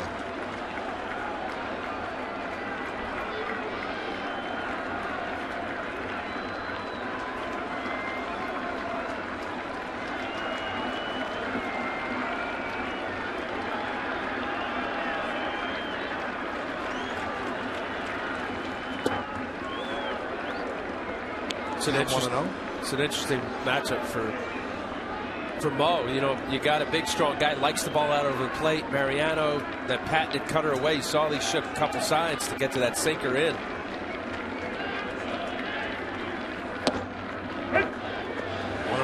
Morse has got such great power and strength. You talk about the matchups within. This is actually a better matchup. I wouldn't say great for Michael Morse because of how he likes that ball out over the plate. Mariano first pitch to that sinker in.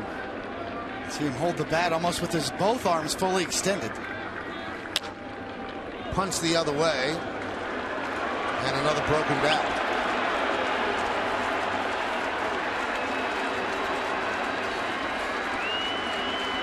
It just seems out to me that Mariano Rivera's control consistently has gotten better and better every single year.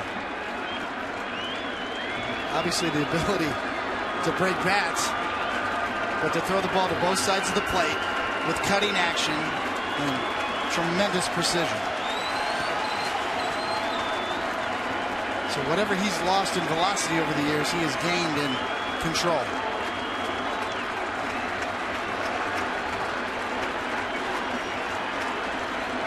A 1-2. 2-1-2.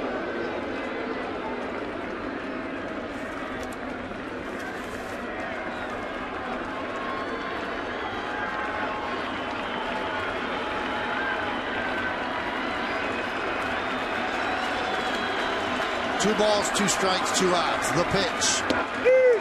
Strike three, and the ball game is over. The Yankees win. A 1-2-3 inning from Mariano Rivera. The bullpen is perfect again, and the Yankees come back. A game they're trailing 3-0 to Felix Hernandez, and they win this one 4-3. Yankees are now 8-2 in one-run games this year. Well, this guy's heading to the Hall of Fame. And sometimes you catch a break. And this ball looks inside to me, Al. Very generous call from Jerry Lane, home plate umpire. Oh, here it is. Good shot. Very generous. But the Yankees will take it. And they have now won 7 of their last 9. And they are 11 games over 500. You have to stick around for the postgame show to find out who's tonight's Chevy player of the game. Nice win for the New York Yankees, 4-3 over the Mariners. We'll come back and try to explain it all next.